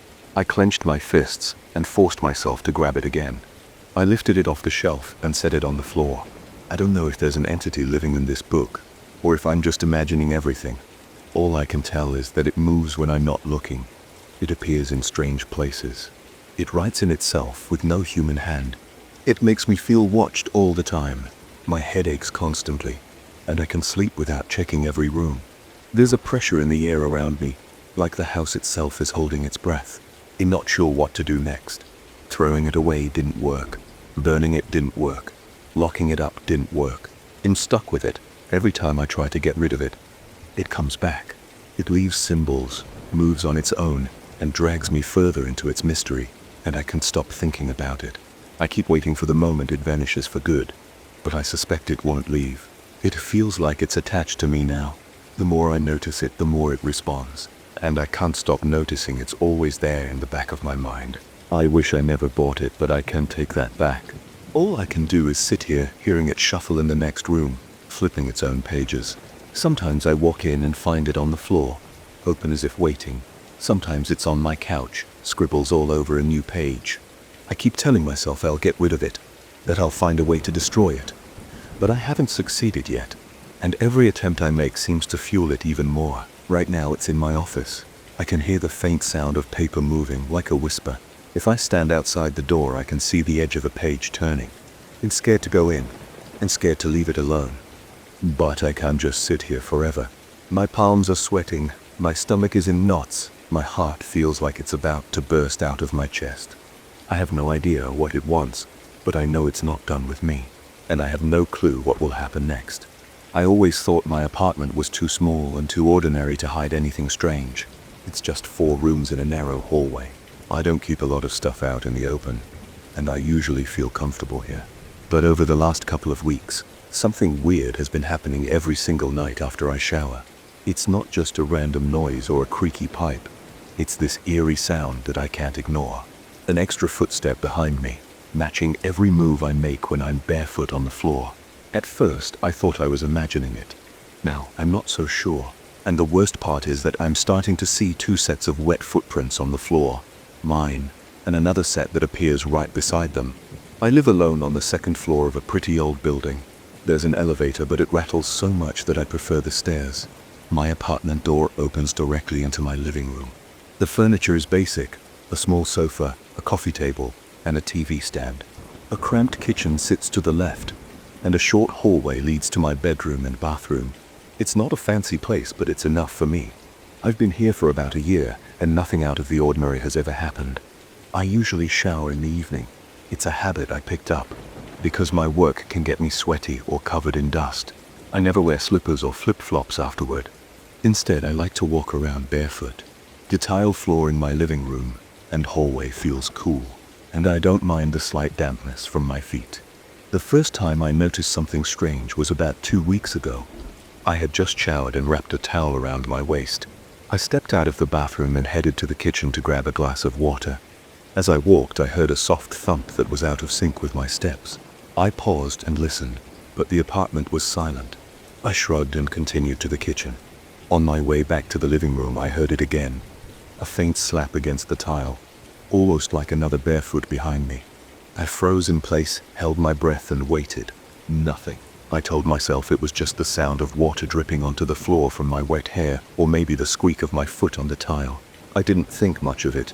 The next day, I came home late from work, went straight to the shower, and then moved around the apartment barefoot again.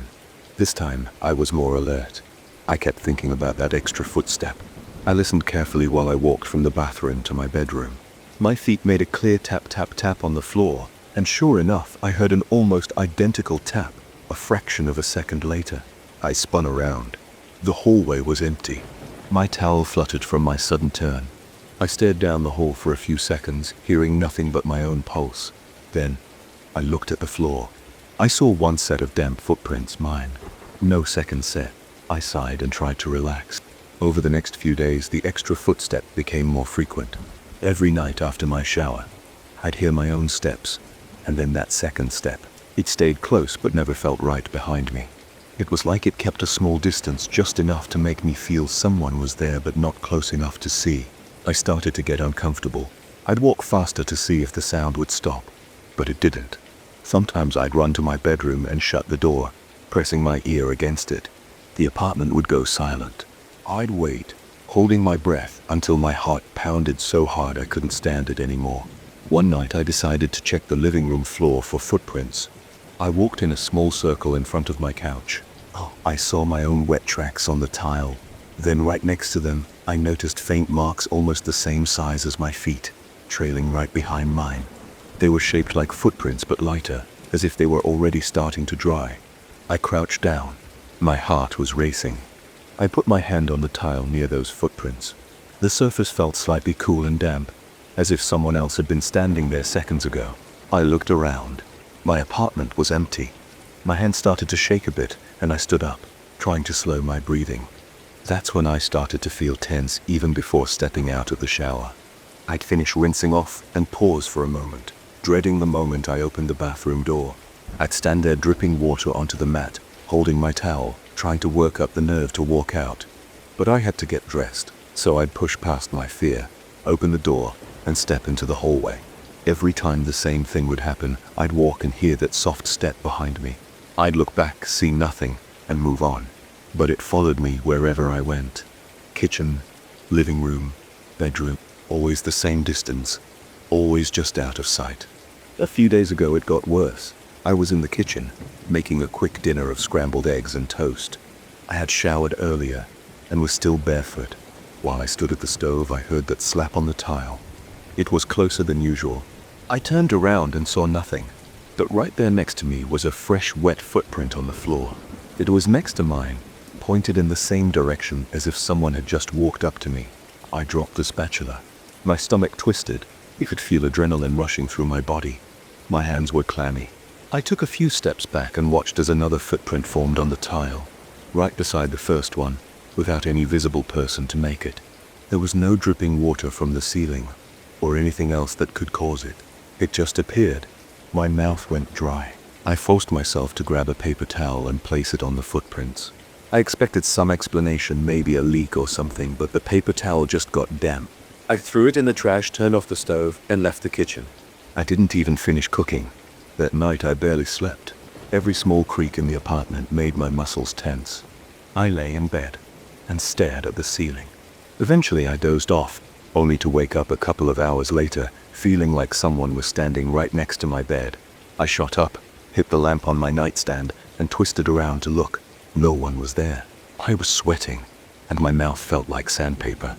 I tried to calm down and told myself I was imagining things. But deep down, I knew something odd was going on. The next morning I checked the apartment for any signs of water leaks or damage. I inspected every corner. Everything was normal. No pipes were broken. No damp spots on the ceiling or walls. The only place I saw anything strange was in the bathroom, where I found 2 sets of footprints in front of the sink. One set clearly belonged to me. The other set was fainter, but it was the same size. It had that same odd spacing between the steps, always right next to mine. I cleaned the floor thoroughly, hoping that would solve it. But that was just wishful thinking. A few nights later, I decided I'd had enough. I was going to walk right into the living room after my shower, turn around fast, and catch whatever was behind me. I stood in the bathroom bracing myself. My legs felt shaky, and my breath was unsteady. I counted to 3 under my breath, opened the door, and rushed out, stepping quickly across the hall and into the living room. I swung around, heart pounding. At first I saw only my wet footprints on the tile. Then right next to them, I watched another set of footprints appear step by step, following the path I'd just taken. They formed out of nowhere, making little wet marks on the tile. There was no body, no shadow, nothing that could cause them. My chest felt tight. I clenched my fists and stood completely still. I couldn't breathe right. I could feel my blood pounding in my ears. I glanced up, half expecting to see a shape or a face, but there was nothing. I took a step toward the bathroom. That's when I heard the footsteps again, right behind me. I whipped around. No one. I could see the floor. It was empty except for those footprints. I stepped backward, facing the empty space in front of me. My mind was screaming that this was impossible, but it was happening anyway. My back hit the bathroom door frame, and I almost lost my balance. I grabbed onto the doorknob and rushed inside. I slammed the door and locked it, even though I was alone. My hands were shaking, and my heart was pounding so hard. but it hurt. I slid down onto the bathroom floor and pressed my back against the tub, curling my knees up to my chest. I stayed like that for what felt like a long time, just trying to breathe normally. When I finally left the bathroom, I didn't see any fresh footprints, but I felt uneasy, like the apartment was holding its breath, waiting for me to let my guard down. I slept on the couch that night with the lights on and the TV playing at low volume. Every time I closed my eyes, I pictured those footprints forming behind me again. Over the last few days, I've started noticing those extra footprints in more places. Sometimes they show up in the living room, before I even get there, like they're waiting for me. He'll turn a corner and see them near the couch or under the coffee table. Other times, he'll hear that extra step while I'm in the shower. It sounds damp and heavy right on the other side of the bathroom door. I've stopped using the hallway light because it flickers sometimes. I don't want any more creepy moments than I already have. I've tried to convince myself this is a trick of my mind.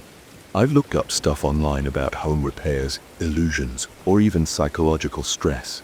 None of it explains the wet footprints that appear right in front of my eyes. I've thought about calling a friend to stay over, but I don't want to explain all of this. It sounds insane, and I'm not sure I want anyone else involved, especially because it might make it worse if more people walk around barefoot and see the same thing happening.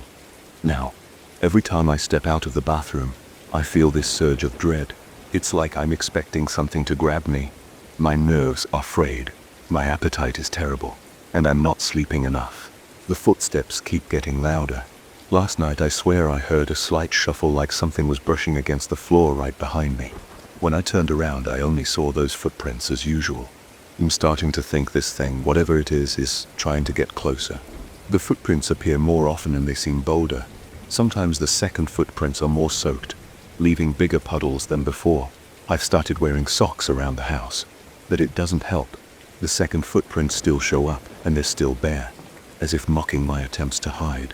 Tonight, I'm sitting on my couch, writing this all down in my phone notes because I need to keep track of what's going on. I feel like any moment now, I'll hear that wet slap of a foot on the tile. My palms are sweating, and my breathing is shallow. I keep glancing at the hallway, expecting to see a set of footprints forming on the floor. I can't help but imagine that if I suddenly turn around, I might see something standing there staring at me. I don't know if I'm ready for that. I'm not going to run. This is my apartment.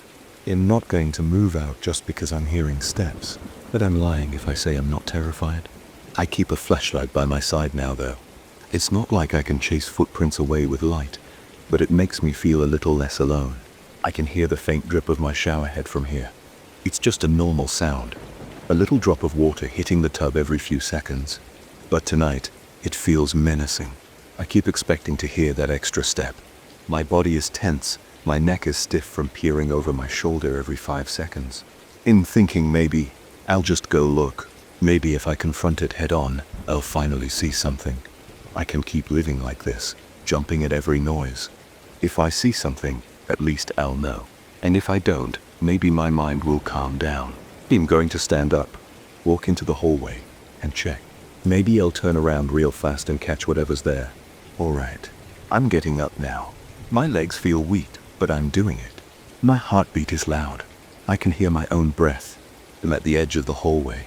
It's quiet, except for that drip in the bathroom. My bare feet feel cold on the tile. I step forward. 1 step, 2 steps. I hear a wet slap behind me. I spin around, shining my flashlight right where the second footstep should be. I see it, the wet footprint, still forming, right beside mine. There's nobody here. My stomach twists into a knot. My breath catches in my throat. I see another footprint forming an inch away from the first. My flashlight illuminates nothing but empty air. I grip the flashlight so hard that my knuckles hurt. I can stay quiet. My voice is shaking. I say, "What do you want?" There's no response. Just the sound of water dripping in the bathroom. My heart is pounding. I take a step back. The second footprints follow, staying right next to mine. My entire body is covered in goosebumps. My mind is screaming for me to run, but my legs won't move fast enough. I'm pretty sure this thing won't stop until I face it. But how do you face something that's invisible? Something that only leaves footprints? I stand there, my feet rooted to the spot. I aim my flashlight everywhere, searching for any sign of a shape or outline. I see nothing but the footprints keep appearing. They're so close, they're right beside me. I swallow hard, muster all my courage, and take another step. The footsteps mimic me, perfectly in sync. I turn around, shining the flashlight directly behind me. I feel a cold rush of air, like a breeze in a closed hallway. My skin prickles, my spine tingles. I spin back around and see those footprints forming again, right where I'm about to step. I don't know how this ends. I might just keep walking until it finally shows itself, or I might freeze here, paralyzed by fear. But I can't deny it anymore. I'm not alone in this apartment. Something is here, walking right beside me, copying every step I take, leaving wet footprints that no one else could make. And if I turn around fast enough, maybe I'll finally see it. I can't stop thinking about that hidden level. It's been stuck in my head ever since I first heard about it. The day I found out, I was talking with our building's caretaker in the lobby. He mentioned it like it was nothing, just some offhand comment about a sub-level that didn't show up on any official plans. I stood there, pretending not to be interested, but deep down, my gut tightened. Our condo is new and modern, with all the bells and whistles, so hearing about an unlisted 4 got my nerves firing. I tried to ask him more, but he clammed up. The look on his face told me there was something he didn't want me to know. I nodded, acted normal, and then spent weeks obsessing over it. I'm a methodical guy. When something nags at me, I don't stop until I get answers. I went through every blueprint the management office had. I compared them to the official permits. I spent late nights squatting near the basement elevator, listening for unusual mechanical sounds. I walked around the perimeter of the building, looking for vents or weird structures that might give away an extra basement. Most people probably would have let it go, but I couldn't. I felt like I needed to see it for myself. I needed to know if that caretaker was messing with me, or if something was actually hidden beneath our feet. My first real break came when I discovered a locked metal door near the basement storage area. It wasn't unusual to see locked doors down there. They keep some of the utility stuff secure. But this one felt out of place. It was at the end of a narrow hallway lit by flickering fluorescent bulbs. Everyone else stored their old furniture or boxes in that area, so it was messy. But this door stood out because it had no sign or label. It had a small window, but it was blacked out from the inside. I checked it a few times on different days. Always the same. Locked. No sign of use. I considered breaking into it. That might sound reckless, but I was desperate. Before I tried anything stupid, I noticed a smaller door next to it, half hidden behind a row of dusty shelves. That smaller door looked like a maintenance closet. I tested the handle. It turned easily with no resistance. Inside was a cramped space with tools, cleaning supplies, and a narrow flight of metal stairs leading downward. I stared at those stairs for a long minute. They looked older than the rest of the building's construction. The metal railing was chipped and the steps were a bit rusty. It felt like stepping into another era. I flicked on the light switch on the wall. A single bulb glowed weakly, casting shadows across the steps. My heart was pounding. I told myself I'd only check it out for a second, so I went down. At first, it just looked like an extended maintenance area. The walls were concrete. I could see exposed pipes overhead. There was a faint dripping noise coming from somewhere, echoing in the narrow corridor.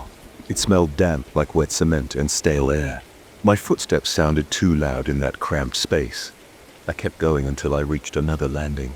That's when I saw a short corridor going forward, maybe 50 feet. It had a few bare light bulbs hanging from the ceiling. They were flickering like they were about to burn out. The corridor ended at a plain concrete wall. I stood there, scanning everything. The floor was smooth concrete. The ceiling had more exposed pipes and wires. The air felt heavier, making me uneasy. I tried to figure out if this was some leftover construction area. It looked too finished for that, though. The walls were plain but sealed and even.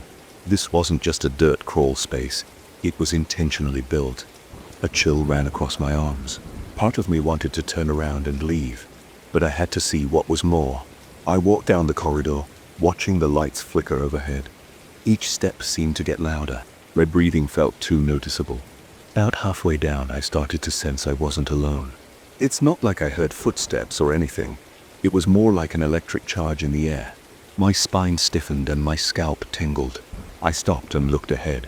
At first, I didn't see anything. Then, as the lights flickered, I caught a glimpse of a figure. a shadowy outline of a person standing at the very end of the corridor. No movement, no sound. It felt like they were watching me. My heart hammered in my chest. I tightened my fists, unsure if I should call out or run. The flickering lights made it impossible to see any facial features. I only saw a dark silhouette like a statue. My throat was dry. I swallowed hard. Then, I took a step forward. I wanted to see who it was. Maybe it was just the caretaker checking on something. Maybe I was hallucinating.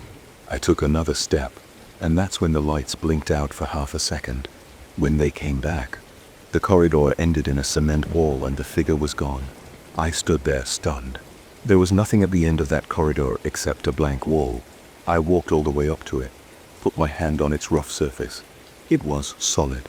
There was no door, no sign of an opening. Yet 2 seconds earlier, I saw a person standing right there. My skin crawled. I felt sweat trickle down my back. I couldn't hear anyone running away or any door closing. It just vanished. I hurried out of there, climbed back up the stairs and shut the maintenance closet behind me. My whole body was shaking. I tried to rationalize it. Maybe the lighting played tricks on me. Maybe I was on edge, but it didn't feel like a trick. It felt real. I locked myself in my apartment and tried to calm down. I didn't sleep well that night. Over the next few days, I couldn't focus on my usual life.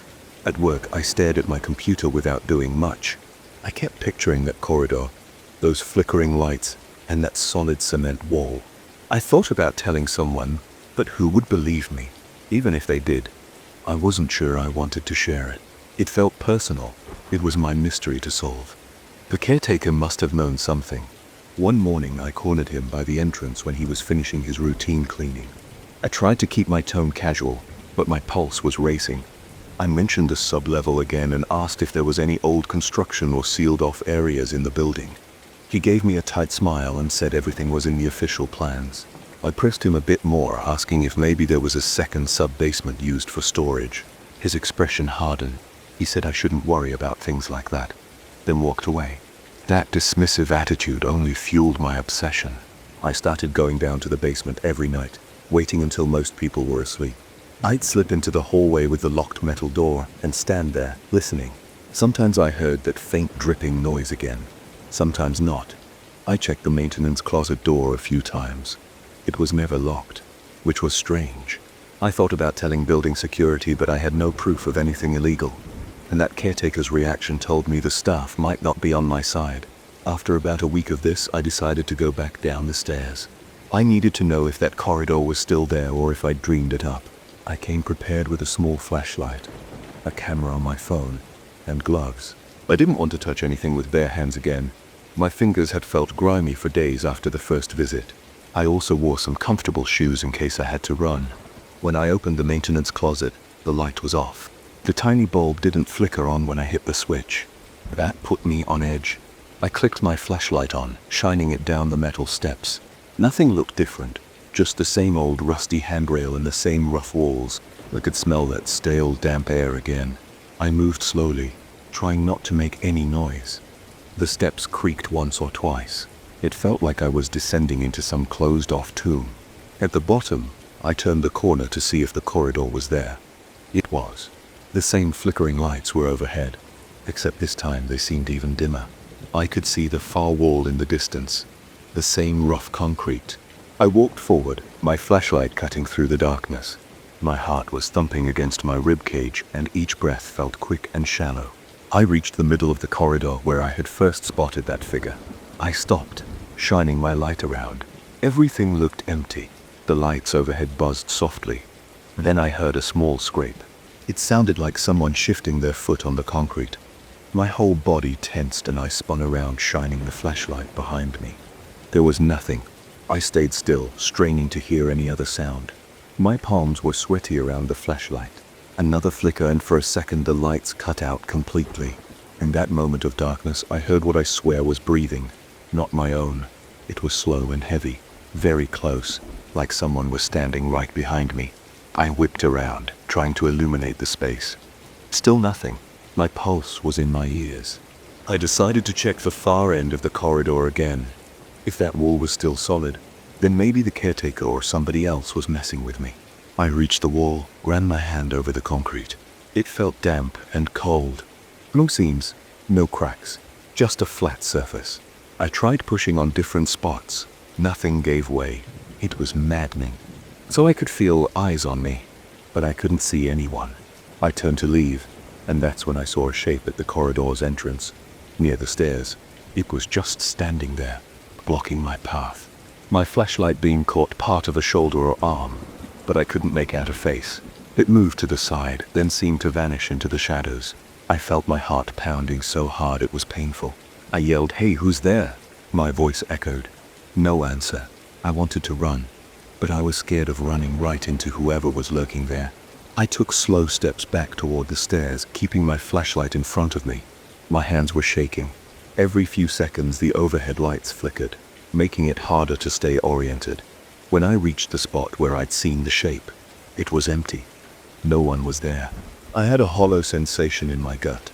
I climbed the stairs as fast as I could without breaking into a full sprint. Back in the main basement hallway, I closed the maintenance closet door and leaned against the wall, trying to steady my breathing. My shirt stuck to my back with sweat. My legs felt weak. I stayed there for a minute, staring at that door, convinced someone might burst through at any second. But it stayed quiet. For the next few weeks, I didn't go near that place. I tried to resume normal life. I watched TV, played some games, tried to forget, but every night I dreamed about that corridor. I'd see a faceless silhouette watching me. Sometimes I dreamed that the light stayed off, and I'd feel hands grabbing at me in the dark. I'd wake up with my heart pounding, covered in sweat. Eventually the nightmares got so bad that I felt I had to do something. I decided to talk to a neighbor I trust. Let's call him Dan. He's a practical guy who works in construction. I told him a bit about the weird corridor, leaving out the creepier details. He laughed at first, saying new buildings sometimes have sealed areas for utilities. I tried to get him to come with me, but he was busy. He said if it bothered me that much, I should talk to management. That wasn't an option. The caretaker's reaction told me management either didn't want to talk about it, or had no clue what was really down there. So I kept it to myself. I started noticing little things around the condo though. The caretaker would watch me when he thought I wasn't looking. A couple of the security guys seemed more alert when I passed by. I even caught one following me into the elevator one night, but he pretended he was just heading to another floor. It felt like they suspected I knew something. I made one final trip down to that sub-level. I couldn't take the uncertainty anymore. This time, I bought a small wearable camera and brought a crowbar in case. I felt ridiculous, like some wannabe ghost hunter, but I wasn't chasing the paranormal. I just wanted answers. It was past midnight when I snuck downstairs. The hallway was quiet, the air still. The flickering light near the locked metal door gave everything a sickly glow. I slipped into the maintenance closet, my camera pinned to my jacket. I had the crowbar in my right hand. The tiny bulb in the closet was out again, so I used my flashlight to guide me down the stairs. Each step creaked. My breath sounded loud in my ears.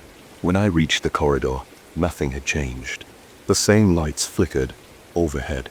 The same cold air clung to my skin. I started recording with the flashlight off, relying on the overhead bulbs. My camera had a decent low light setting. I walked slowly, aiming the crowbar in front of me like a weapon. My eyes darted around, trying to catch any movement. Halfway down, I heard a faint tap behind me. I spun around, shining my flashlight. Empty. My throat felt tight. I kept moving forward, inch by inch. I reached the end of the corridor again. The wall was solid. As always, I lifted the crowbar and struck the concrete. It made a dull clang. Dust shook loose, but the wall didn't crack. I tried a few more hits, with no real effect. Then the lights flickered wildly, plunging me into near darkness. My camera's red light blinked, telling me it was still recording. In that moment, I felt something brush against my left arm, like a hand sliding past. I jerked my arm away, swinging the crowbar blindly. I connected with nothing. The lights came back for a second and I saw a shape right beside me. It was a dark figure, impossible to see details. I yelled and stumbled backward, nearly losing my footing. I heard a rasping sound like a rough exhale. My neck hair stood on end. For a split second, the overhead bulbs went out completely. The corridor was pitch black. I felt a presence right in front of me. the air shifting. My heart was about to explode. Then the lights came back, dim and flickering. The figure was gone, but my body was shaking from head to toe. My flashlight flickered in my hand and I realized I was hyperventilating. I backed away, walking sideways so I could keep the entire corridor in view. My camera was still blinking. Once I reached the steps, I turned and bolted up. I could hardly breathe. My throat felt raw. I crashed into the basement hallway and almost dropped my crowbar. Nobody was around. I just stood there, panting, trying to slow my pulse. My camera was still recording. My face felt hot and my hands were trembling. I raced back to my apartment and locked the door. I played back the camera footage on my laptop. My hands shook so much it took me 3 tries to open the file. The corridor looked grainy and dark on the screen. I could hear my breathing. I could see the flickering lights, but each time I thought I saw movement, it was too quick or too dark to make out. I did see myself reacting, jumping around, shining the flashlight, but the figure was only a vague blur on the edge of the frame, gone in a split second. There was no clear image of a person, no face, just an unnerving outline for half a second. I've replayed that footage dozens of times, trying to see more. It's not conclusive. Nobody would look at that clip and say, yes, that's a person. They'd say it's just a lighting glitch or my own shadow. But I know what I felt. I've never been so sure of anything. There was someone or something down there, and it doesn't want me wandering around. I still live in this building. I still see the caretaker in the lobby. He doesn't ask me about the sublevel, and I don't bring it up. Some nights I hear strange sounds through the vents, like a distant humming or a scraping noise. I try not to think about it. I haven't gone back down. I can't handle it anymore. My curiosity isn't strong enough to overcome the sheer dread I feel. Sometimes I wonder if I'll move out. It crosses my mind every time I get the elevator down to the basement to pick up a package or do laundry. I see the locked door at the end of the hallway and feel my stomach tense, but I haven't left yet. I guess a part of me still wants to see what's behind that wall or who's standing in that corridor watching. Another part of me is terrified of what I might find. For now, I keep quiet. I still have the footage on my laptop. I haven't shown it to anyone. It's my reminder that something is seriously off in this place. Maybe one day I'll find the courage to go down again. Or maybe the caretaker will slip up and reveal more about what's hidden there. Until then, I live with the tension, the memories of that heavy stare, and the shape I saw in the darkness. I wish I could tell you there's a logical explanation. I wish I could say it was all in my head. But I felt a presence in that corridor, and I saw that figure vanish into thin air. The caretaker knows something, and he's not talking. That's all I have. Half-baked evidence, a shaky video, and a gut feeling that won't go away. It's enough to keep me from sleeping soundly. It's enough to make me glance over my shoulder anytime I hear a faint noise at night. I'm not sure if I'll ever get real answers, but I can't forget what I saw down there, no matter how hard I try. I remember the exact morning my neighbor ran out of his place like he was late for the most important event of his life. He slammed his door behind him. He held a small leather bag under his arm. He had a paint-stained shirt on, and there were streaks of dried pigment on his forearms. I watched him from my own doorway. He didn't make eye contact with me. He didn't say goodbye. He just disappeared down the hallway, his footsteps echoing against the worn-out tiles. I never saw him again after that. My name is Eric. I live in a small apartment on the 5th floor of an old building. The place creaks and moans on windy nights. Sometimes the power goes out, and sometimes the water runs cold. But it's cheap, and I'm used to it. The neighbor, whom you'll call Mr. Harris even though I never heard him say his own name, had been living next door for about 8 months. He rarely spoke. He nodded at me in the hallway sometimes, and other times kept his eyes on the ground and walked past quickly. I always knew he was some kind of artist, because I'd catch glimpses of him carrying canvases or unwrapping brushes by the building's mailboxes. He never invited me in. I never asked. I figured it wasn't my business, but I had a curiosity about him. He moved like someone who saw things differently. I noticed his clothes were always stained with paint or charcoal. He didn't seem to mind it at all. So that morning when he rushed out and didn't come back, I felt a little unsettled. For a day or two, I assumed he had gone on a trip or maybe to an art exhibit, but he never returned, and his door stayed unlocked. It bothered me. I couldn't ignore it. A few days later, late at night, I saw something through his window. The building's layout is a bit strange, and from the side window in my living room I can see part of his apartment if his curtains aren't drawn. That night his curtains were half open. I noticed a large canvas in his living room area, bigger than any I'd seen him carry before. It was propped up on an easel. The painting looked unfinished, but the colors were dark. I squinted, trying to see details. I could make out a shape, something like a robed figure or a person wearing a hood standing against a night sky. It gave me a weird feeling, like I was intruding on something private. The next morning, I walked by his door. It was unlocked. I paused with my hand hovering near the doorknob. My heart started to pound. I told myself I was just concerned. What if something happened to him? What if he was hurt or missing? I stepped inside. I noticed a faint smell of paint and turpentine. The place was quiet. No one was there.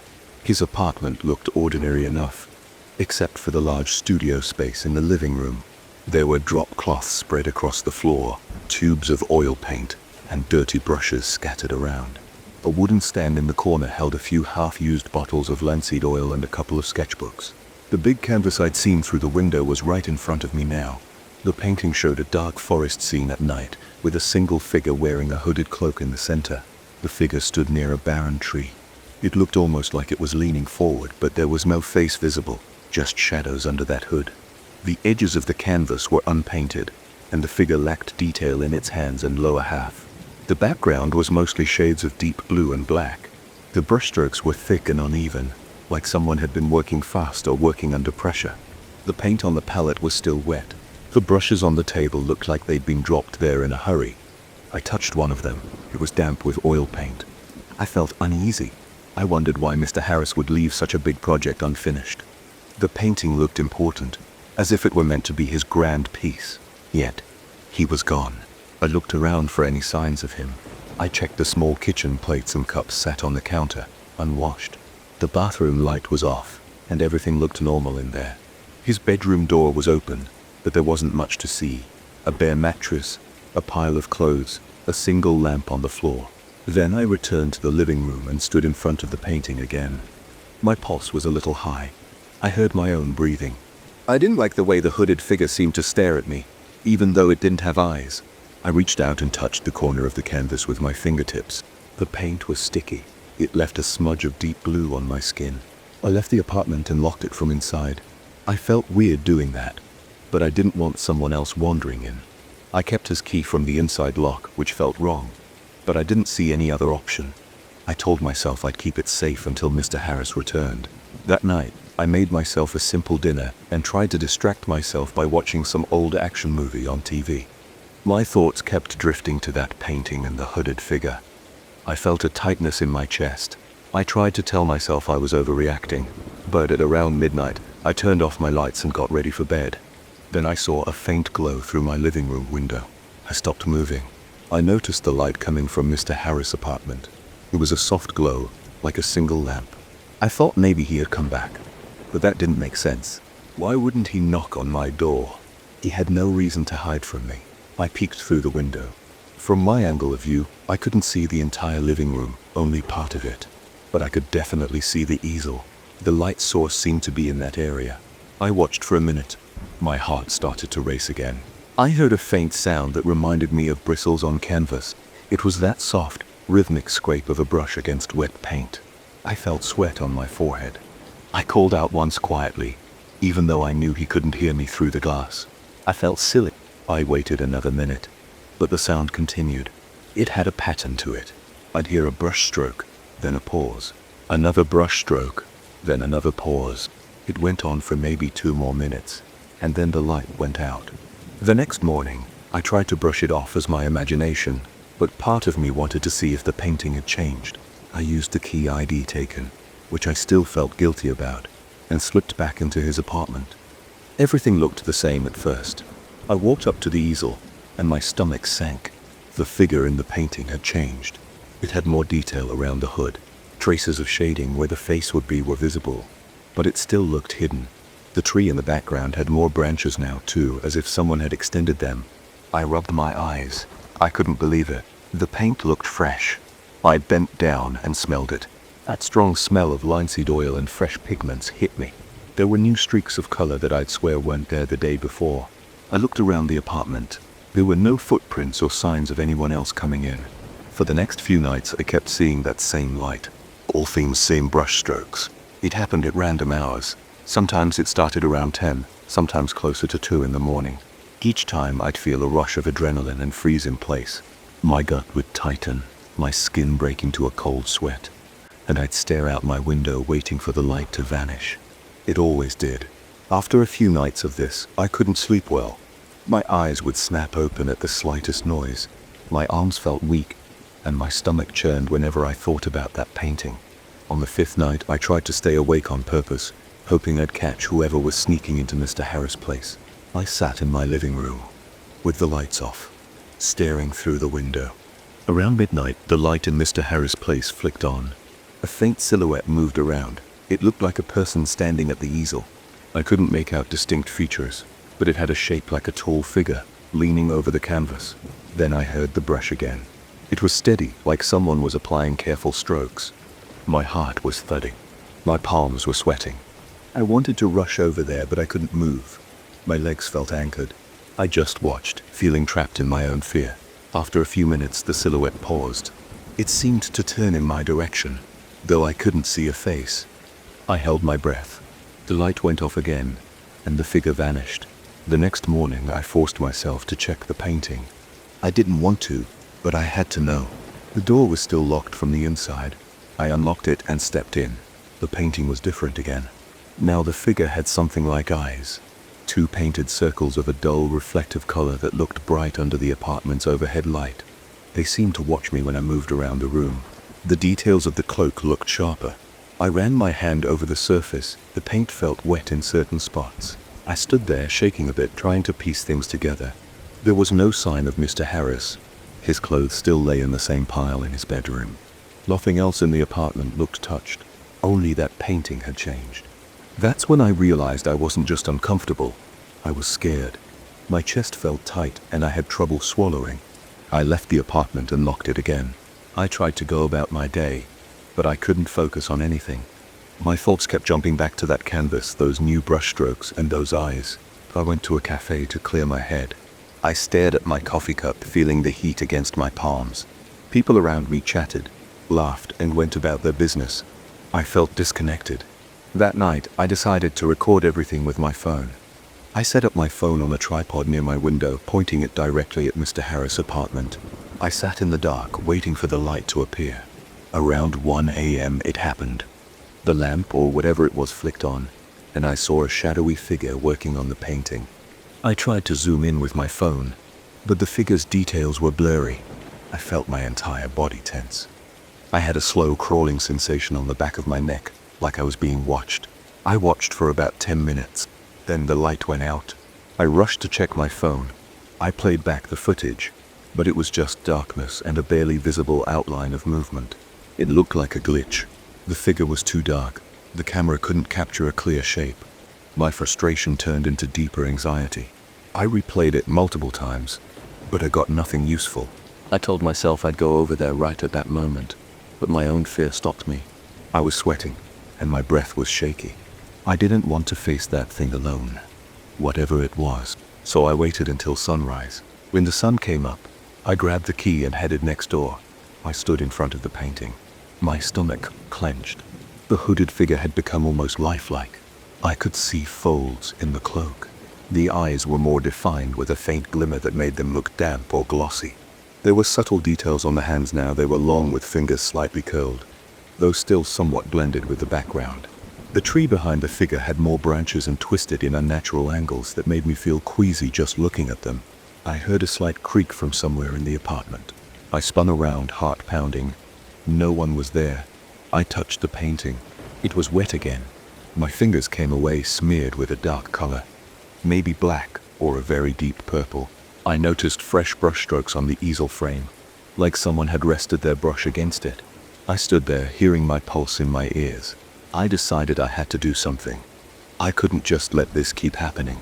So I grabbed a sheet from the couch and threw it over the painting, covering it. I tried to calm down.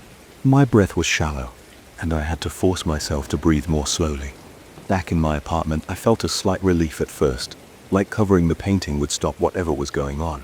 But that night, the light appeared again. It was bright as if someone had turned on every lamp in the room. I heard an even louder sound, like a brush hitting canvas in strong, fast strokes. I looked through the window. The sheet I had thrown over the painting was lying on the floor, crumpled. I paced around my living room. My shoulders were tense. My feet were restless. I thought about calling the police. But what would I say? That a ghost was painting next door? That my missing neighbor's artwork was finishing itself? I sat on my couch, hands clenched into fists, waiting for something else to happen. When I finally looked through the window again, the light was off. I stayed up until dawn. Then I went back next door, almost shaking with fear. The painting was uncovered, and now the figure had clear outlines for a face. I couldn't see features like a nose or mouth, but the skin tones were there, shading in the cheeks and forehead. The eyes looked wide, as if they'd been staring at something terrifying. They had a glossy finish that seemed to catch the morning light in a strange way. My throat tightened. I thought about taking the painting out of the apartment. Maybe I could hide it in the basement or trash it. But I remembered the instructions on the building's lease about disposing of large items. Also, a wave of nausea hit me when I imagined handling that canvas alone. My arms felt weak. I felt dizzy. At that point, I started hearing faint noises even during the day. A brush tapping against something, a quiet shuffle of footsteps on the drop cloth. Each time I heard it, I'd freeze. My heart would hammer in my chest. I'd stand there, listening. Then I'd force myself to move around, checking if it was coming from outside. But every time I found nothing, my paranoia grew. I stopped going to work and made excuses over the phone. My boss seemed annoyed, but I couldn't think straight. I stayed in my apartment, trying to watch the neighbor's place at all hours. Sometimes I'd see the light flash for just a second, then go dark. Sometimes I'd catch a brief glimpse of that shape inside. Always near the easel, the painting kept getting more detailed each day. The hood was now lined with silver trim. The figure's hands looked almost real, and the tree had small details in its bark, and the background had new elements like distant lights or stars. I'd find myself standing in front of it, my chest tight, breath shaky, staring at how the image expanded. My biggest fear is that it will be finished soon. I have this creeping sense that once the painting is complete, something will come out of it or emerge in the apartment. I don't have any grand explanation or poetic way to put it. I just feel it in my body. My arms tense up when I think about it. My mouth goes dry, my head hurts. I'd been trying to pull myself together long enough to decide what to do. Part of me wants to destroy the painting, rip it apart. Part of me is afraid that we'll make things worse. My mind starts racing with questions. What if it's the only thing holding something back? What if I'm unleashing something by touching it? Then I think I sound crazy. But every night those lights come back. I hear the brush. I see the strokes. The figure gets more defined and I can't seem to do anything about it. I'm sitting at my small kitchen table now, writing this down on a notepad before I type it up later, because my hands are shaking and I need to focus. Every so often I look out my living room window. It's dark in Mr. Harris' place right now, but I'm waiting for that glow. My stomach is knotted. I'm sweating even though it's cold in here. If the figure in that painting gains a full face, I don't know what will happen. I don't know if I'll be able to live here anymore, or see Mr. Harris again. At this point, I don't even want to. I just want the noises to stop, and I want that image to stay incomplete. Because if it doesn't, I have this crawling fear that something a lot worse is going to take form. And I can handle that thought right now. So I'm waiting. I'm waiting to see if tonight is the night that painting finishes itself, and I'm terrified. I can't stop looking through the window, and I can't bring myself to walk away. I opened my eyes in the middle of the night because I heard a loud, clear bell ring. It sounded old, like something that might hang in a small country chapel. The sound hit me hard, my chest tightened, and my heart started beating faster. I lay there, staring at the dark ceiling, listening to the bell echo across the walls. My head felt heavy, but I sat up, trying to figure out if I was dreaming. The ringing didn't stop. When I rubbed my eyes, it kept going at an odd rhythm. There was a moment of silence, then another series of chimes. I swung my legs over the edge of the bed and stood. I was alone in the house with no reason to expect any visitors. Still, I grabbed my phone from the bedside table and clicked on the flashlight. The beam cut through the darkness, showing the dresser, the closet door and the small lamp by my bed. No movement, no objects that could produce a sound like that. I headed out into the hallway. My house is small, so it doesn't take long to walk from one end to the other. I took a few careful steps, checking each room one by one. The bell rang again, but it seemed to be coming from the living room. I turned left and walked toward that sound, shining my flashlight on the walls. Nothing was out of place. When I reached the living room, I aimed the light around, trying to spot any metal object. There was the coffee table, the TV, the shelf with some books, and a few empty glass bottles from the night before. No bell, no hanging ornaments. Then I heard it again, a little fainter, maybe in the kitchen. I paused and listened. My breathing was uneven, and I could feel sweat forming on the back of my neck, even though the air was cool. I moved to the kitchen doorway and scanned the counters. Plates from dinner were stacked in the sink, some crumbs on the countertop. The faucet was off. My fridge hummed quietly, but that wasn't the sound. The bell chimed once more, this time from the direction of my bedroom, or so it seemed. It didn't make sense. I had just been in there. The echo was confusing. I walked back, checking corners with my flashlight. Each time I reached the spot where I thought the bell would be, it seemed to shift to another room. After about 15 minutes of this, I started getting frustrated. My mouth felt dry, and I realized I was panting a little, as if I had been running. My stomach churned. I thought about going outside to see if maybe it was coming from the street or a neighbor's yard. But before I could do that, the ringing stopped altogether. The house went quiet, so quiet that I could hear my own heartbeat. I stood in the hallway, feeling my pulse throb in my temples. I took a breath and decided to check on my bedroom once more. There was a sense of relief that it was over, but my body felt tight as if I were preparing for something else to happen. I walked down the hallway, opened the bedroom door, and aimed the flashlight at the walls. That's when I saw them, marks on the walls, large circles with a patchy orange color. They looked like rust or old metal residue. I blinked, trying to recall if I had ever noticed them. I was pretty sure they weren't there before. I stepped closer, rubbing my finger on one of the circles. A flaky substance came off, leaving a faint stain on my skin. I stared at my finger, then looked up at the ceiling. More circles were there, spaced out as if something round had been touching the surface. I ran my palm over my arm, trying to push away the goosebumps. I felt my stomach twist. I checked the rest of the room. The bed looked the same as usual. The closet door was shut, and the windows were locked. But these circle marks were unsettling. They didn't look like regular stains or mold. They looked intentional, as if pressed onto the surface with some force. I felt my eyes darting around, hoping to see anything that would explain it. But there was nothing obvious to blame. The idea of that bell still buzzed in my head. I tried to calm myself by taking a few steady breaths, and told myself I checked the time. It was a little after 3 in the morning. I tried to get some rest then, but I kept glancing at the walls. The circles seemed more noticeable every time I looked at them. Eventually exhaustion took over, and I dozed off. When I woke again, it was late morning, and daylight was creeping through the blinds. The first thing I did was check the walls.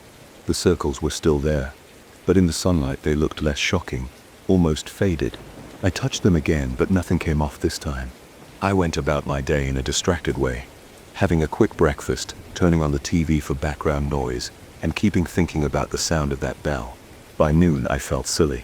There was no bell in the house, and I'd never kept anything that could produce such a strong ringing. I considered maybe I was half asleep, and imagined it, but the circles in my room were real. I even looked around the rest of the house for similar marks. I found a few on the hallway walls, small and faint, but clearly the same shape.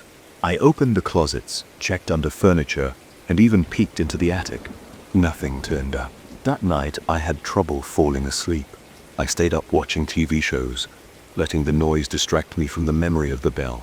Around midnight, the place was quiet, and I felt my eyes getting heavy. I turned off the lights in the living room and walked to my bedroom. Right when I set foot inside, I heard that same bell again.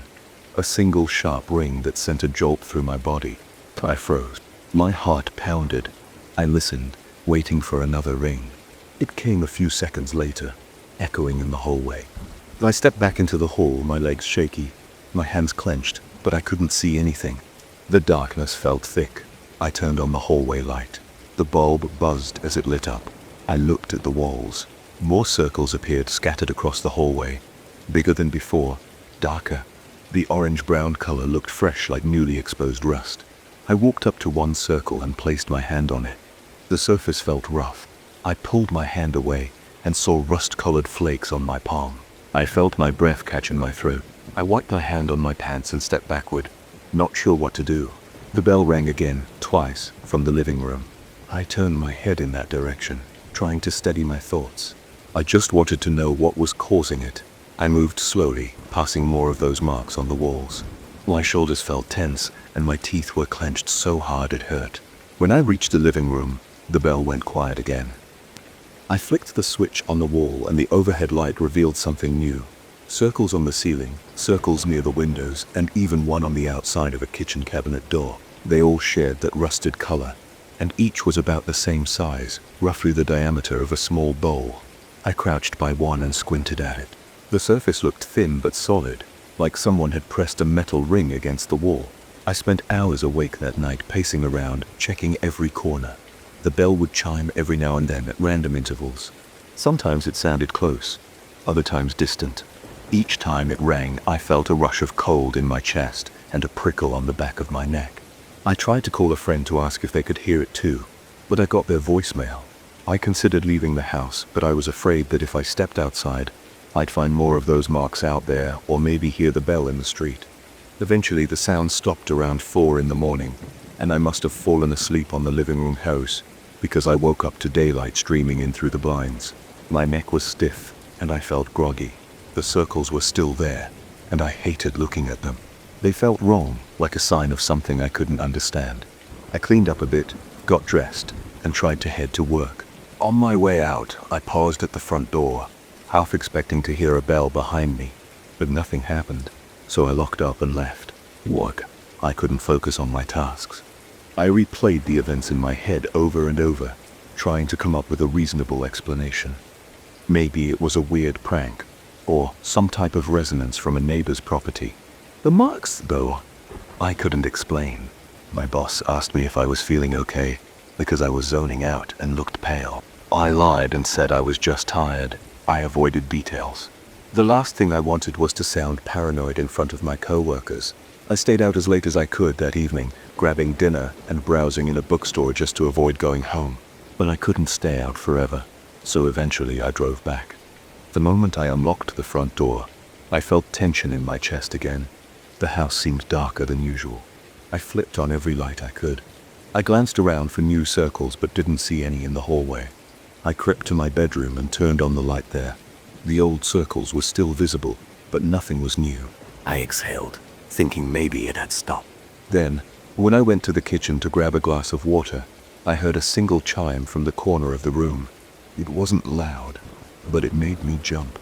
I dropped my glass and it shattered on the floor, water splashing everywhere. My heart was thudding like crazy. I stared at the corner, but nothing was there. Just the empty space near the trash can. I picked up the biggest shards of glass, then used a towel to soak up the water, feeling my hands tremble the entire time. I refused to stand in that corner, so I just reached over with the towel. That night, I stayed in the living room with the TV on low volume, my eyes on the windows and walls. The bell rang a few times, sometimes close to me, sometimes sounding like it was in the bedroom. Each time I heard it, my mouth went dry and my pulse pounded in my neck. I began to notice that the circles were multiplying. I found new ones on the back of my couch, near the baseboards, and on the door frames. They had the same brownish red tint. I touched one on the couch fabric and it felt coarse, as if metal had scraped against it. The next morning, I decided to document everything. I took pictures of the marks with my phone. I recorded myself talking so I could note the times the bell rang. I even tried to capture the sound on my phone's microphone, but it never seemed to pick it up clearly. Sometimes it got a faint ring, but nothing that would convince someone else. I called a friend and asked them to come over that evening to keep me company, but they had other plans and couldn't make it. I didn't want to force it, so I said, never mind. I didn't mention the bell. That night, I heard the bell every 20 or 30 minutes, then sometimes twice in a row, then not at all for an hour. I lost track of the pattern if there even was one. I felt drained, like this was chipping away at my sanity. Around 3 in the morning, I found myself standing in the hallway, glaring at the rust circles, They lined both sides of the hallway, spaced out in no clear order. They went up to the ceiling and disappeared near the edges. I pressed my ear to the wall listening, but all I heard was the faint hum of the wiring or pipes. I whispered to myself, telling whatever it was to leave me alone. The next few days followed the same pattern. The bell would ring whenever I was alone, usually late at night. The circles seemed to grow in number, sometimes bigger, sometimes smaller, but always that same worn, rusty color. I could smell a faint metallic odor in the house at times, which made me feel queasy. I bought cleaning supplies and tried to scrub the marks away, but they only faded a tiny bit. A few hours later, they'd look fresh again. I started to dread being inside my own home. I'd stay out, visit a bar, sit in my car, or just walk around the neighborhood, not really going anywhere. But I couldn't escape that moment when I had to come back. Each time I put the key in the lock, my body tensed up. I'd hold my breath, open the door, and listen. Sometimes I'd hear the bell right away. Other times I'd have to wait, but it always came eventually, like it was reminding me that I was never really alone. Tonight, I'm in my bedroom, writing this down to keep myself occupied. The marks are all around me, on the ceiling, on the walls, near the floor.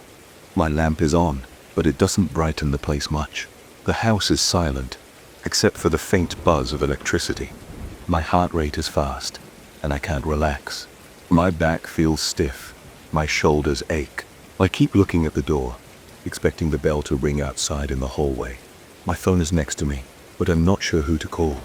I can invite anyone over this late, and I doubt they'd understand. Even if they came, would they hear the bell? Would they see the circle spread across the house? Every so often, I get up and stand in the middle of the room, just waiting. My legs feel weak. My hands are clammy. I keep swallowing, trying to get rid of that lump in my throat. The memory of that first night won't leave me. I can still feel the weight of confusion when I walked from room to room chasing a sound that moved faster than I could. I remember the shock of finding those marks on my walls, not knowing how they got there. I just heard a muffled chime coming from the living room, so I'm going to go check. My stomach is in knots. I wish I could ignore it, but that's almost impossible. I have to look, even though I know I won't find anything, because if I don't look, I'll just sit here staring at the door, feeling sweat roll down my temple. They'll start imagining shapes in the shadows, and that's somehow worse. Not sure how much longer I can live like this, waiting for that bell to reveal itself. The tension in my head feels constant, and I've been getting headaches every time I close my eyes. I see those rust-colored circles in the darkness. Whenever I'm alone, I hear that old bell ring. It never follows a normal schedule. It's never something I can predict. It just happens, and I feel my body react in the same way, every time. A jerk of surprise, a surge of dread, and then a cold sweat. I'm going to stand up now and walk into the living room. If the bell rings again, they'll try to record it. My phone is charged, and I'll set it to video. I want proof for myself. Maybe if I see nothing on the footage, it'll give me a clue, or maybe it'll just confirm that I'm stuck in this house with something that keeps announcing its presence. Sometimes I wonder if one day I'll turn around and see the bell itself, rusted and worn, floating in the middle of the room. But I don't let that thought go too far, because my chest tightens even more, and my breathing gets too quick. For now, I can only keep moving, keep my eyes open, and wait for the next ring. The house is quiet as I walk. My footsteps sound too loud on the floor. The bell hasn't chimed again yet, but I can feel that tightness, like it's about to come. I glance at the walls, at the circles. They seem fresh again, bright orange at the edges. I step forward, phone in my hand, and wait. I'm waiting to see what happens next, and part of me hopes it never comes. But I know it will. It always does. And when it does, it'll be here alone, with only the echo of that rusted sound to keep me company. I never expected to feel unsafe in my own bedroom. That dark stain on the wall near my bed didn't worry me much at first. It just looked like a small patch of discoloration, maybe from humidity or an old leak. But everything changed when I started hearing those soft voices. They sounded like a distant choir humming some slow melody, and they came from that exact spot. At first, I thought it was my imagination. Then I realized it was real. I felt my skin tighten when I pressed my ear against the wall and heard that low singing. I didn't tell anyone, because it sounded too strange. Now, I'm not sure who I can trust with this secret. Every time I focus on that melody, I feel a deep heaviness in my chest, and it's getting worse. My name is Daniel. I'm 32, and I live alone in the studio apartment. It's not fancy, but it's good enough for me. There's a small living area that connects to a kitchenette, a cramped bathroom, and a bedroom with barely enough space for a full bed. The walls are plain white, except for that one stain near my bed. The first time I noticed it, I assumed it was an old watermark. I didn't bother with it because the landlord never fixes anything unless it's an emergency. But a few weeks ago, I heard what sounded like a gentle tune in the middle of the night. I lifted my head from the pillow and listened. The noise was faint, like a breeze through a crack in the window, except there was a definite pattern to it. It was musical. I followed the sound to the wall behind my headboard. When I leaned closer, I heard a blend of voices layered in a strange harmony. It felt like they were singing in a low register, humming words I couldn't understand. I turned on the lights and checked the wall. The dark patch was still there, maybe a bit larger than before, but I couldn't be certain. I didn't see any holes or cracks. I pressed my palm against it. The surface felt slightly colder than the rest of the wall. I listened again, but the voices faded. I tried to sleep, but my thoughts kept drifting back to that humming. The next morning I woke up late and hurried out to work. During the day I mostly forgot about the strange sound, but when I got home that evening, my curiosity came back. I went to my bedroom, put my ear to the wall, and waited. I heard nothing for a while.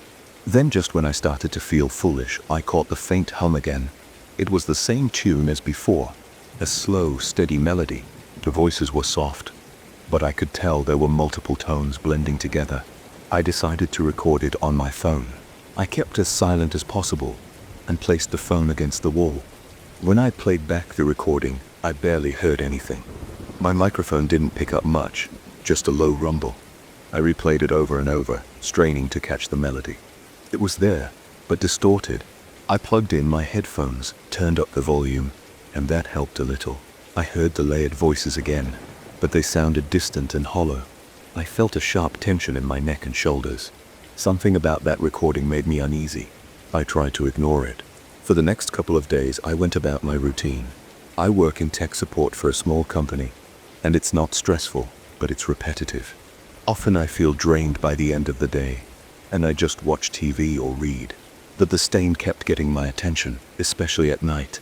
I noticed that whenever I listened to that humming for too long, my heart would pound harder. I wasn't sure if it was fear or just a stress response. I also started noticing that the stain looked different at certain times. One night, I was sure I saw it ripple when the humming grew louder. I was so startled that I jumped away from the wall. My breathing got fast and I had to leave the room for a while. I started writing down bits of the melody when I could. I tried to capture the notes in a small notebook. I'm not a musician, but I know enough to write approximate pitches. It was rough, and I couldn't always separate the layers, but I did my best. Sometimes I'd hum a fragment out loud to see if I was getting it right. I noticed that whenever I did that, my chest felt tight, as if I couldn't get a full breath. I also felt a strange stirring in my stomach. It was like the melody was pulling something out of me, but I still kept writing it down. I had this urge to figure it out. It felt almost like a puzzle I needed to solve, even though it made me anxious. One evening, I tried to replicate a longer section of the melody by playing it on my old keyboard. It wasn't a great keyboard, just something I kept from high school. I plugged it in, powered it on, and tried the notes I had written. I made a lot of mistakes, but eventually I got a sequence that sounded similar. As soon as I played it correctly, I felt a pressure behind my eyes. My vision blurred for a second. My hands started shaking, and I made a bunch of errors on the keys. I cursed under my breath and stopped. Then I turned to look at the wall behind me. The stain looked bigger. I'm not sure if it actually grew right then or if my mind was just reacting, but it looked darker and wider across the plaster. I got up from the keyboard, went to the kitchen, and grabbed a glass of water. My hands were still shaking. I felt sweat collecting at my temples. I didn't sleep well that night. I kept hearing the tune in my head. My dreams were restless, just me standing in front of that wall while a group of invisible people hummed around me. When I woke up, I felt drained. I dragged myself out of bed, stared at the stain and promised myself I'd ignore it. I went to the bathroom, showered, and tried to pretend the day was normal. But, deep down, I knew something was off. The hush in the apartment felt too thick. I left for work, hoping that being around other people would ease my mind. It helped a little, but I still caught myself humming pieces of that tune without thinking about it. A co-worker asked what I was humming, and I said I didn't know. I just laughed it off, but inside I felt uneasy. That evening I got home and the apartment was dark. The hallway light was out, so I fumbled with my keys for a bit. I stepped inside, flipped on the overhead light, and dropped my bag near the door. I felt a slight chill in the air. I thought maybe the landlord had messed with the thermostat again. I walked to the bedroom. As soon as I walked in, I heard the hum right away. It was louder than before. I stopped in my tracks and stared at the wall. My chest tightened. I turned on the bedside lamp. The stain looked swollen, like a wet patch that was about to burst. The edges were uneven, and the center was almost black. I swallowed hard and took a step closer. The humming was steady, a slow drone. I forced myself to touch the wall. It felt ice cold and my fingertips tingled. I jerked my hand back. My breathing got shallow. My heart pounded. I left the room and went to sit on the couch in the living area. I sat there for a while, trying to calm down. My leg wouldn't stop bouncing, and I kept rubbing my hands together. I considered calling someone to come over. Maybe a friend, but I felt embarrassed. What would I say? There's a weird stain on my wall that sings at night. That sounds ridiculous. I looked at my phone, scrolled through my contacts, and put it down. I stayed there until I got hungry. I made some quick dinner, just a microwave meal. I tried to watch something on TV, but I couldn't focus. Every time there was a quiet moment, I heard the humming again. It bled through the walls, barely audible, but enough to keep me on edge. After I ate, I gathered my notes and tried to piece together more of the melody. I was determined to understand it. A part of me believed that if I could figure it out, maybe I could stop it. But as I studied the notes, my vision blurred. My eyes felt heavy. My head started throbbing. I pushed through it. I sang a few measures softly, then stopped to catch my breath. My chest felt like someone had pressed a heavy block against it. I got up and paced around the living area. My thoughts raced. I kept looking at the bedroom door, half expecting something to step out of the darkness. I didn't see anything, but the tension in my shoulders wouldn't go away. I decided to sleep on the couch. I turned off the lights, lay down and closed my eyes. The fabric was scratchy, and the cushions sank under my weight. I tried not to think about the stain, but the humming echoed in my head. I felt a tremor in my hands. My breathing got shallow again. After a while, I fell asleep from exhaustion. I woke up a few hours later in a sweat. The humming was louder than ever. I shot up and checked my phone. It was around 3 in the morning. My heart raced. I walked to the bedroom door. The humming didn't fade. I stepped inside. The stain looked like it was pulsing. I turned on the light. There was a slight vibration under my feet. I tried to keep my hands steady as I touched the wall. It was cold, but felt like it was moving under my palm. I felt nauseous. I backed away and sat on the bed. I stared at that stain, not sure what to do. I thought about painting over it, but that didn't feel like it would solve anything. The melody changed a little. It rose in pitch, then went back down. I covered my ears, but that didn't stop the sound. I felt an urgent panic in my chest. My breathing got ragged. My pulse hammered so hard that I worried I'd faint. I kept thinking something was going to come through that wall. I ran out of the room and grabbed my phone off the couch. I wanted to call the landlord, but it was 3 in the morning. He wouldn't answer. I paced around the kitchen, feeling lost. The humming vibrated through the entire apartment now. I thought about leaving, but where would I go? I had work the next day and didn't have money for a hotel. I tried to calm myself. I splashed cold water on my face in the bathroom. I looked at myself in the mirror. I looked pale with dark circles under my eyes. My hair was a mess, and my shirt was sticking to my back with sweat. I took deep breaths and forced myself to go back to the bedroom. I sat on the bed again and tried to focus on the physical space. My nightstand was cluttered with old receipts and a lamp. My bedspread was wrinkled, and a pair of socks lay on the floor. The overhead light was dim. I could see dust on the edges of the baseboard. The stain was still there, dark and wet looking. The humming was constant now. I felt trapped by it. My head started throbbing again, and my pulse was in my ears. I opened my notebook and looked at the melody I had written. I started to see patterns in the notes. It was like a code. I tried to hum the full sequence. The twisting pain spread through my chest. I clenched my jaw and kept going. My forehead was damp with sweat. The stain seemed to shift, as if its edges were curling in. I coughed and nearly dropped the notebook. My lungs felt tight.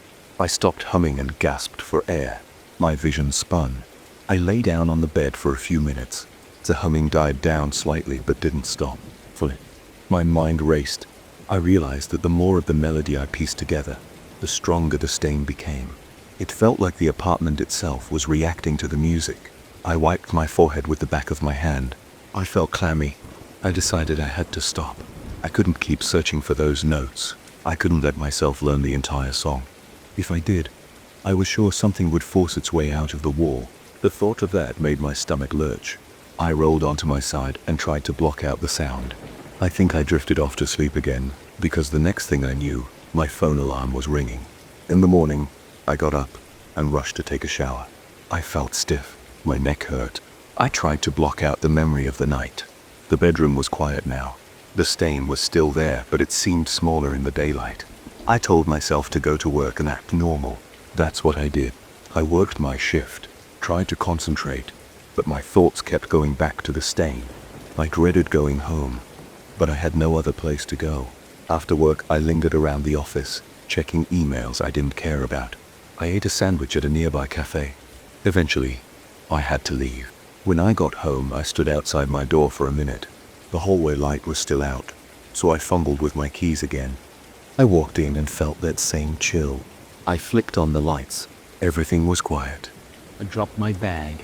My heart pounded with each step toward the bedroom.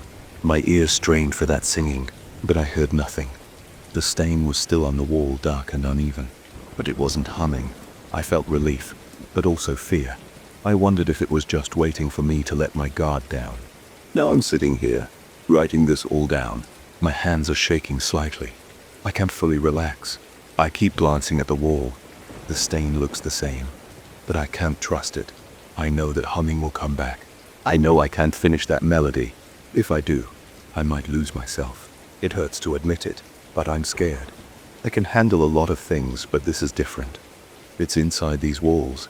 It's inside my mind when I'm asleep. I can't run away from it without leaving my entire life behind. So, for now, I'm staying. I won't keep working on the melody. I'll try to ignore the humming if I hear it again. If it gets worse, I might have to move out. But that might be complicated. My lease isn't up for another 6 months, and I'm short on money. I don't know how this will play out, but I'm writing this down because I need to remember how it feels. I need to remember that I can't let it get to me. I won't become some tool for whatever is behind that wall. I won't be an instrument. For now, I'm just waiting, listening, and trying to stay sane. I moved into this apartment a few months ago because the rent was lower than most places in the area. The layout seemed ordinary enough, except for one strange detail. There's a long corridor lined with mirrors on both sides. When I first walked through it, I thought it looked like a funhouse. The mirrors go from floor to ceiling and are placed in such a way that my reflection repeats over and over as I move. I remember feeling a bit uneasy, but I told myself it was just an odd design choice. I signed the lease thinking I'd get used to it. The first few weeks, I barely noticed the mirrors. I worked late hours, so I usually got home exhausted. I'd walk through the corridor without paying much attention, and then collapse on my bed. Sometimes I caught a glimpse of myself from the corner of my eye, and felt that slight jolt of confusion people get when they see unexpected movement. But I brushed it off. I told myself it was just me reacting to my own reflection. One night it was especially cold. The heating in the building can be erratic, and I remember feeling a chill on my skin as I took off my jacket. I tossed it onto the couch in the living room, then walked toward my bedroom. That's when I noticed the mirrors looked foggy. At first, I thought maybe I was breathing out warm air, but I wasn't. I held my breath and looked closely. All of them had a thin layer of mist at the same time. There was no shower running, no boiling pot on the stove, no open windows letting in humid air. I stood there staring at the mirrors, trying to figure out what was causing this fog. Then I saw some faint shapes in the haze. They looked like simple markings at first, but the edges were too defined to be random smudges. I stepped closer. The lines started to resemble intricate patterns, almost tribal in style. But I couldn't see them clearly. My eyes felt strained. Each time I blinked, the shape seemed to vanish. only to shift into a new position when I opened my eyes again. I stood there for a good few minutes trying to catch one of these patterns before it disappeared. My heart started racing, and I felt sweat forming on my forehead. I wiped it away, but didn't feel any heat. I was cold, but my body reacted with sweat anyway. I reached out to touch the mirror thinking I could wipe off the fog with my sleeve. As soon as my fingers touched the surface, I felt a slight resistance. It was like pushing against a thin layer of thick ice. The mirror wasn't actually frozen, but it didn't feel like simple condensation. My fingertips didn't slide easily. When I pressed harder, I felt my nails scraping against something solid, even though it looked like ordinary glass. That made me recoil. I jerked my hand back, my pulse thumping. I didn't want to try again. Instead, I backed away and went to my bedroom, feeling like I was being watched from behind. That night I had the first of many disturbing dreams. In it, I was standing in a dense fog, unable to see anything more than a foot in front of me. My skin felt damp and the air around me was cold. I started walking, but the ground felt like I was stepping on wet concrete. Then I saw shadows. They were shaped like arms, but they had no bodies attached, just these forearms with hands reaching out of the fog, grabbing at the air. I tried to run, but my legs felt heavy, like I was wading through thick slush. The hands got closer and started brushing against my arms and shoulders. I remember feeling a real jolt of panic in my chest. My breathing was fast and my throat felt tight. Right when one hand closed around my wrist, I woke up drenched in sweat. It was still dark. My sheets were twisted around my body. My chest hurt from how hard my heart was pounding. It took me a few minutes to calm down enough to breathe normally. The next morning I walked through the corridor again. This time the mirrors were clear. They looked perfectly normal, and if I hadn't experienced that strange fog the night before, I would have thought it was just a bad dream. But later that same day, as soon as the sun went down, I checked the corridor again. The mirrors were clouded in patches. Different spots of mist had formed, and I saw more of those faint patterns. They were different from the night before, but they had the same style of looping lines and curved shapes. I felt a chill slip down my spine. I tried to talk myself out of panicking. I told myself it might be some weird condensation effect, maybe temperature differences in the building, but there was no rational explanation for these precise patterns. They shifted too fast, fading in and out like living things. I tried cleaning the mirrors with a cloth and some glass cleaner. The cloth snagged on the surface like it was sticking to a rough spot. I applied more pressure, and I heard a scratching sound that made me cringe. My hand started to tremble. It felt like I was scraping a frozen windshield in the middle of winter. I stepped back and put the cloth down. I couldn't keep going. My stomach was in knots, and I realized my breathing had turned shallow. Over the next few nights, I started avoiding the corridor after dark. I would come home and rush straight to the bedroom with my gaze on the floor. But the problem was, I had to pass those mirrors to get anywhere in my apartment. I found myself imagining movement in my peripheral vision. Sometimes I looked up and caught my own reflection turning slightly too late or too early. It's hard to describe, but it felt like I was watching a person who was trying to mimic my movements, but not perfectly.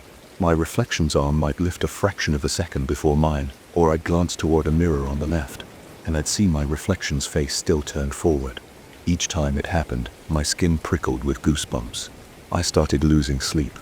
Because of the nightmares, they got worse.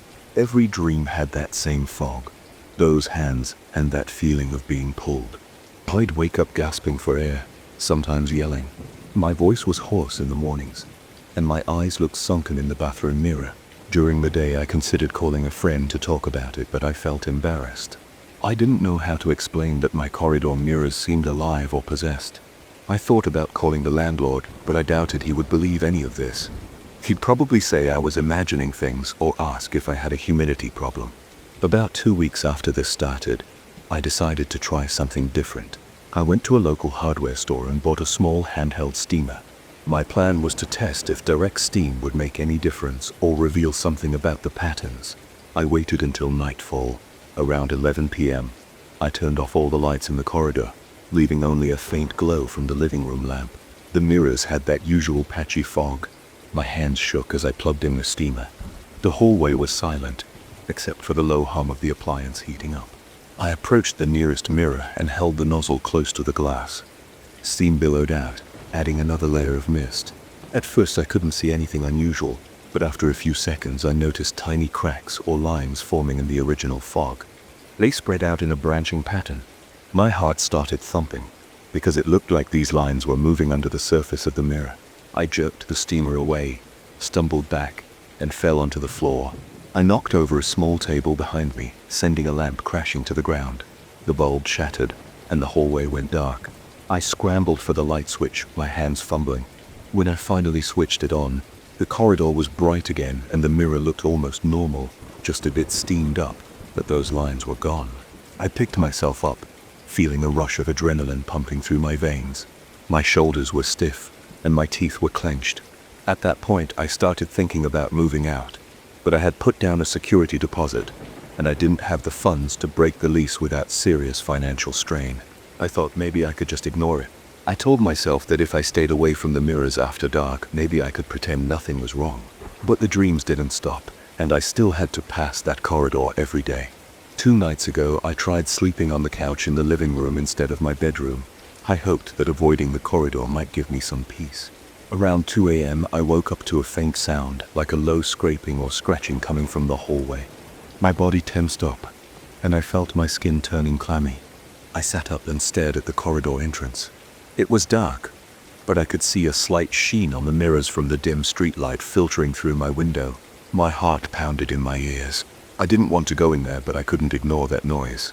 I got up, took a few cautious steps, and stood at the threshold of the corridor. The scraping noise stopped. I looked at my reflection. I saw my own shape, but I also noticed a patch of fog near the center of the mirror on the right. It was shifting, forming lines. I stepped closer, wanting to see if it was another pattern. But then I noticed something else. My reflection's head turned to face me before I actually moved. I froze. My breath caught in my throat. I saw my reflection raise its hand and press it against the glass, palm first, but I hadn't lifted my own hand at all. My arms were hanging at my sides. I felt a pulse of panic in my chest, and I stumbled backward. I fumbled for the living room light switch, flicking it on in a rush. Once the bright light hit the corridor, my reflection snapped back to normal, mirroring me exactly. The patch of fog was still there, but the pattern was less distinct. My heart was pounding, and I could hear my ragged breathing. My legs felt like they wanted to give out. I didn't go to work the next day. I was too shaken up. I sat around in the living room trying to think of a plan. I considered covering up the mirrors with sheets or newspaper, but the corridor is so long and the mirrors are so tall that I wasn't sure how to do that by myself. Still, I decided to try. I grabbed a roll of duct tape and an old sheet. I managed to cover maybe 2 panels before I felt something behind me, like a presence. I whipped around, but the corridor was empty, aside from my reflections. I realized my nerves were frayed, and I couldn't keep going alone. My chest felt tight, and my fingers were trembling. I left the sheets where they were, and retreated to the living room again. That's where I am now, telling this story. It's late, and I'm wide awake because I'm scared to sleep. I keep looking at the entrance to the corridor, even though the lights are on. I see the mirrors shining in that unnatural way, like they have a thin layer of ice on them. My mouth is dry, and my hands feel cold. Every little noise in the building, such as the pipes or the distant hum of the elevator, makes me jump. I'm not sure what I should do next. Part of me wants to run out and never come back, but I can't afford that. I'm stuck here until I can figure out a real solution. I think about trying to break the mirrors, but that would cost me a fortune to replace, and I can't predict what might happen if I actually smash them. The idea of releasing something worse makes my stomach turn. For now, I'm just sitting here, keeping an eye on the corridor. But my head hurts and I haven't eaten much. My nerves are shot. I keep remembering the feeling of my reflection moving on its own.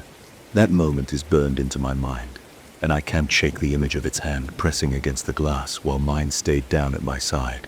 I feel powerless. Every time I think of walking through that corridor to get to my bedroom, my heart races, and I start breathing faster.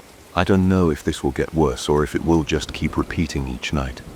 I'm afraid to find out, but I guess I have no choice. This apartment is all I have for now, and I can't break the lease without losing everything I saved. We'll try to block out the corridor entirely, maybe stack some furniture in front of it, or find a way to seal it off. I'm desperate to keep those mirrors out of my sight. I wish I could say this is some overactive imagination or a misunderstanding, but I know what I saw and felt. I felt that solid resistance when I tried to wipe the glass. I saw those shapes in the fog. I watched my reflection move without me, and I have no explanation. I can only hope that I can make it through the night without another nightmare, and without those mirrors calling out to me. That's all I can say right now. I'm just trying to stay calm, keep the lights on, and not look too long at any reflection I see. If something changes, I'll have to face it, but for the moment, I'm just going to sit here and stare at the corridor from a safe distance, waiting for morning. Maybe in the daylight, it'll feel like none of this ever happened. But night always comes back. I have a feeling those mirrors aren't finished with me yet. I've always thought my old rotary phone was just a piece of junk. I found it at a flea market years ago. The beige plastic is cracked near the cord, and the rotary dial sticks if I move it too fast. I set it on a small table in my living room, because I liked how it looked. It had no cord plugged into the wall, and it never had any line service. It was just a decoration, a relic from a different time. But about a month ago, things started happening that I can't explain. The phone rang in the middle of the night. At first, I thought I was imagining it. I was half asleep, and I heard a muffled ring that made my stomach churn. I looked over at my digital clock. It was around. I sat up in bed listening. The sound stopped, so I convinced myself it was a dream. The next night it happened again, closer to 3. The phone's ring wasn't sharp. It sounded distant, like it was coming through thick walls or from underwater. My arms broke out in goosebumps. I got out of bed, my heart pounding. I walked into the living room. The phone sat there on its table. The handset was in place. Its plastic body looked dull in the faint light from the street lamp outside. When I picked up the receiver, I heard nothing at first. Then I caught a faint static. It was soft, more like a hum. I waited, my grip on the phone tight. No voice came. My mouth felt dry, so I put the phone back down and turned on all the lights in my apartment. I tried to tell myself that maybe there was some leftover wiring in the wall, or maybe the phone picked up interference from somewhere.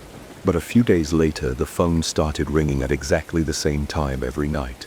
I tried ignoring it, but it kept going. It didn't ring forever. It would ring 4 or 5 times, then stop. My nerves felt raw. I started waking up a few minutes before 2:47 a.m. so I could walk to the living room ahead of time. Stand in the dark staring at that old phone, my heart thumping in my ears. Then it would ring. I'd jump every time. My hands would shake when I reached for the receiver. Each time I heard static, sometimes I heard faint clicks or a raspy sound that might have been breathing. I couldn't tell. After a week of this, I tried removing the phone. I took it down to the building's storage room. I left it in a dark corner behind a few boxes. I went back upstairs feeling relieved. The next night, I slept better. But 2 nights later, the ringing returned. I got out of bed, my heart racing. I went to the living room and froze. The phone was on its little table again. It was plugged into a wall socket I never noticed before.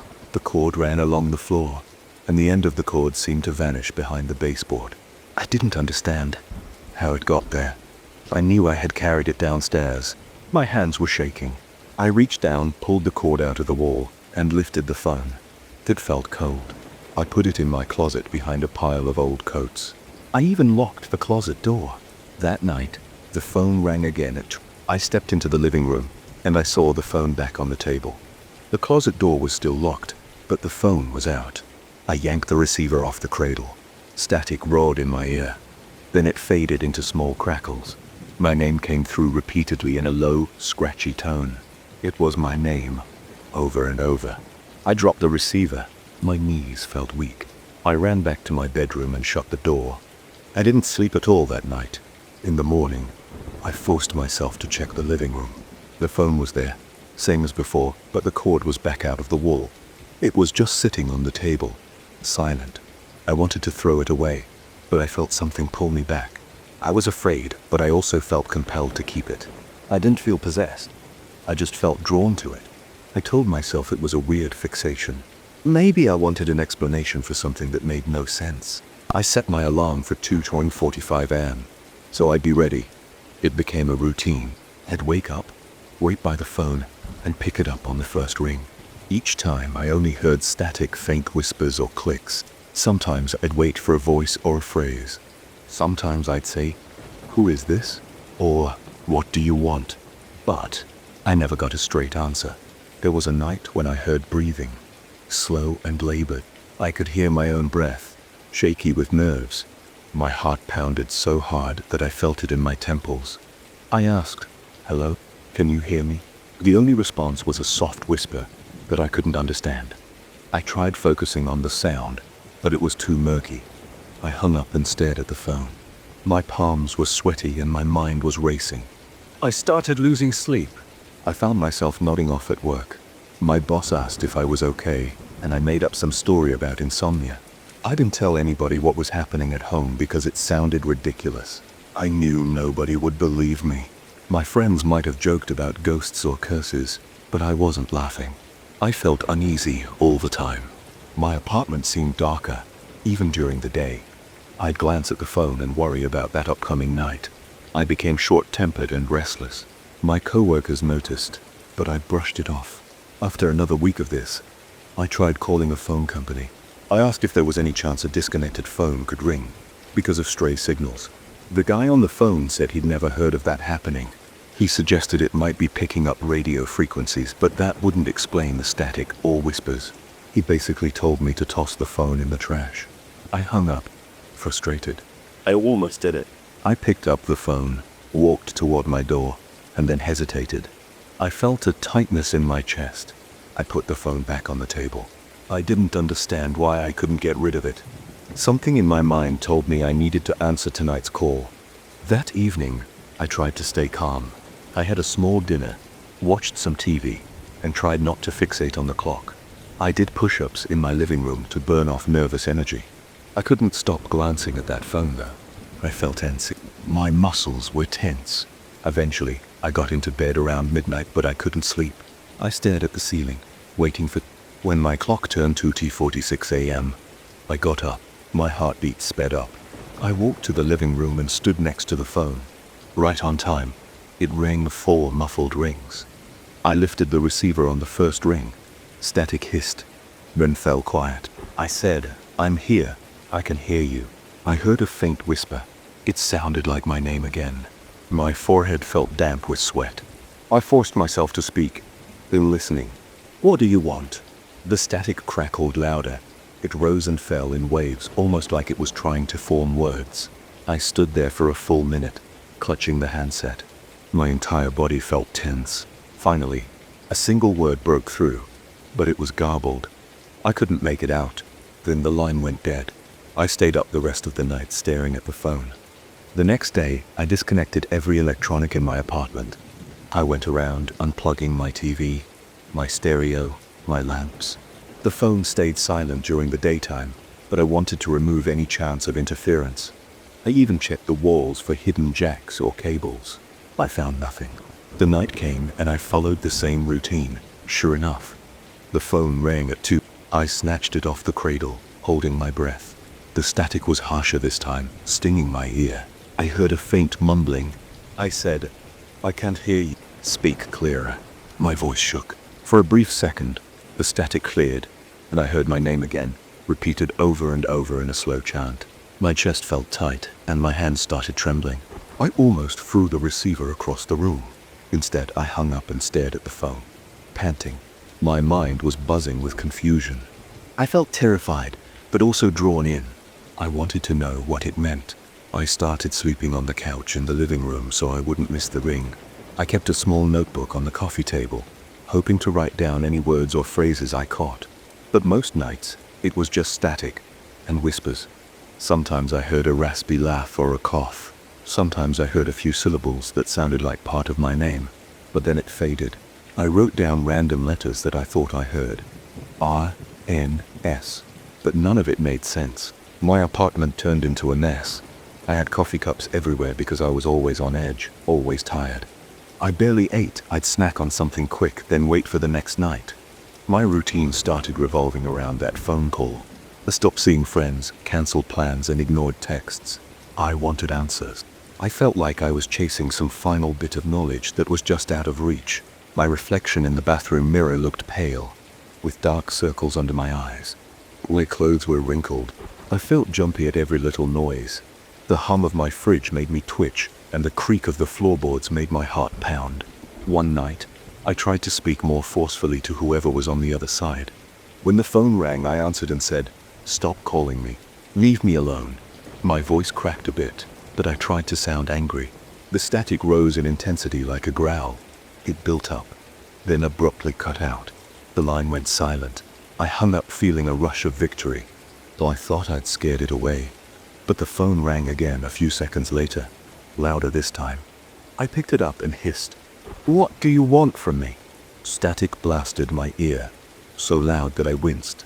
Then I heard that same slow repetition of my name. It sounded closer than before, as if someone was speaking into my ear. I slammed the phone down. My hands were shaking. My entire body felt hot, like I was going to explode. I couldn't stand it, but I also couldn't let it go. Over the next week, the phone rang every night without fail. My sense of time became warped. I dreaded the night, but I also yearned for it. I'd catch myself counting the hours until 2. I'd pace around my living room, picking up the phone before it even rang, hoping to hear something. But the call only started at that exact minute, never earlier, never later. When it rang, I'd answer. Sometimes I'd speak calmly. Sometimes I'd shout. Sometimes I'd beg for answers. All I ever got were these weird sounds, static, and occasionally my name repeated in that horrible whisper.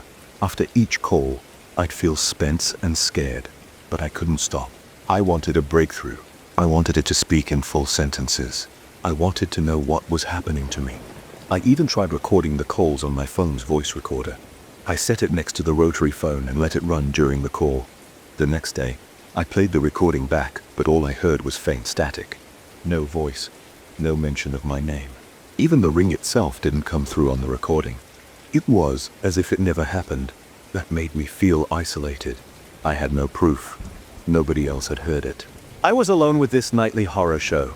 Then a few nights ago, something changed. The phone rang. I answered, and the static turned into a low hum. It pulsed in my ear, and I heard a long exhale. I said, "I'm here. I'm listening." My voice was shaky, but I tried to hold steady. The hum grew louder, and I heard a soft shuffle, like someone shifting in a chair. My scalp prickled. I waited for a voice. Instead, I felt a sudden drop in temperature. My breath caught in my throat. My living room felt icy. I clutched the receiver tighter. Then I heard a slight scraping sound on the line, like nails on metal. My heart hammered in my chest. I opened my mouth to say something, but I couldn't. The line went dead. I stood there panting, the phone still in my hand. After that, I decided to try one more time to get rid of it. I wrapped the phone in thick plastic bags. I taped them shut, layer after layer. I sealed it with duct tape. I drove out of town past some industrial lots, and I dumped the phone in a large dumpster behind an abandoned building. I left it there feeling like I was disposing of toxic waste. I drove home, my hands shaking on the steering wheel. That night I fell asleep early, hoping for peace. But at 2:47 a.m., I woke up to the same muffled ring. I bolted upright in bed. My chest felt tight. I ran to the living room and saw the phone on the table, completely free of any plastic or tape. The handset was off the cradle, resting on the table as if someone had already answered. The cord was plugged into the wall. I felt a surge of dread in my stomach, my head pounded. I picked up the receiver. Static rattled in my ear. I gasped. I can take this anymore. My mouth felt dry. My voice shook. The static turned into a hiss and I heard my name again, repeated. I hung up, stood there for a second, then grabbed my cell phone.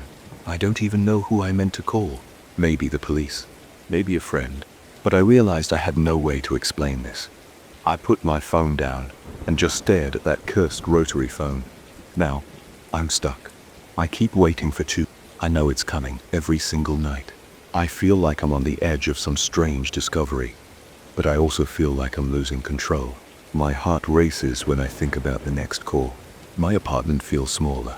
The walls feel closer. I avoid going into the living room after dark. But I can't help myself when it's almost time. I creep in, my pulse thudding, and wait for the ring. It always comes.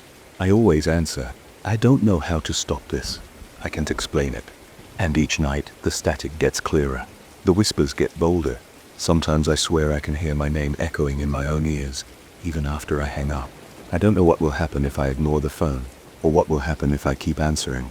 But I can't help it, I pick up every single time. And I feel that tension coil tighter in my chest. Something wants me to listen, and part of me wants to know why. I never planned on buying that mask.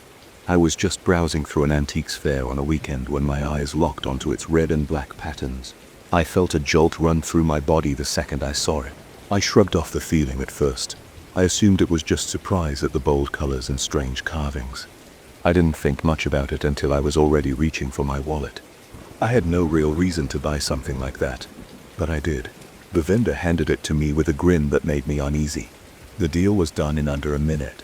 I walked away from that booth with the mask in my hands, feeling a tingle at the back of my neck. That was my first mistake.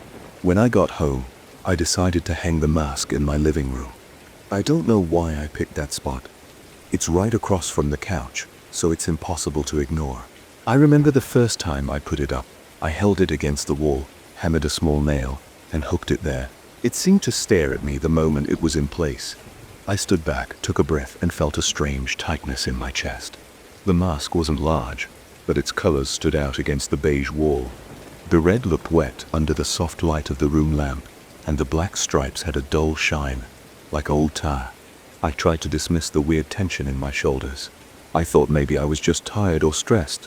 I went to the kitchen, poured myself a glass of water, and tried to relax. Then I walked back to the living room and almost dropped my glass. I swear the mask looked different. The red lines seemed a little wider, and the black seemed more intense. It looked like it had shifted, but the nail was in the same place. The mask was at the same angle. I shook my head, told myself I was imagining things, and set my glass on the coffee table. That night, I sat in front of the TV, trying to watch a late-night show. My focus kept drifting to the mask on the wall. Every time I glanced at it, I had the impression the paint had moved. I leaned forward on the couch to get a closer look. I couldn't pinpoint any exact change, but the design seemed to pulse. I remember rubbing my eyes and feeling my heart thud in my chest. My palms got sweaty. My throat felt dry.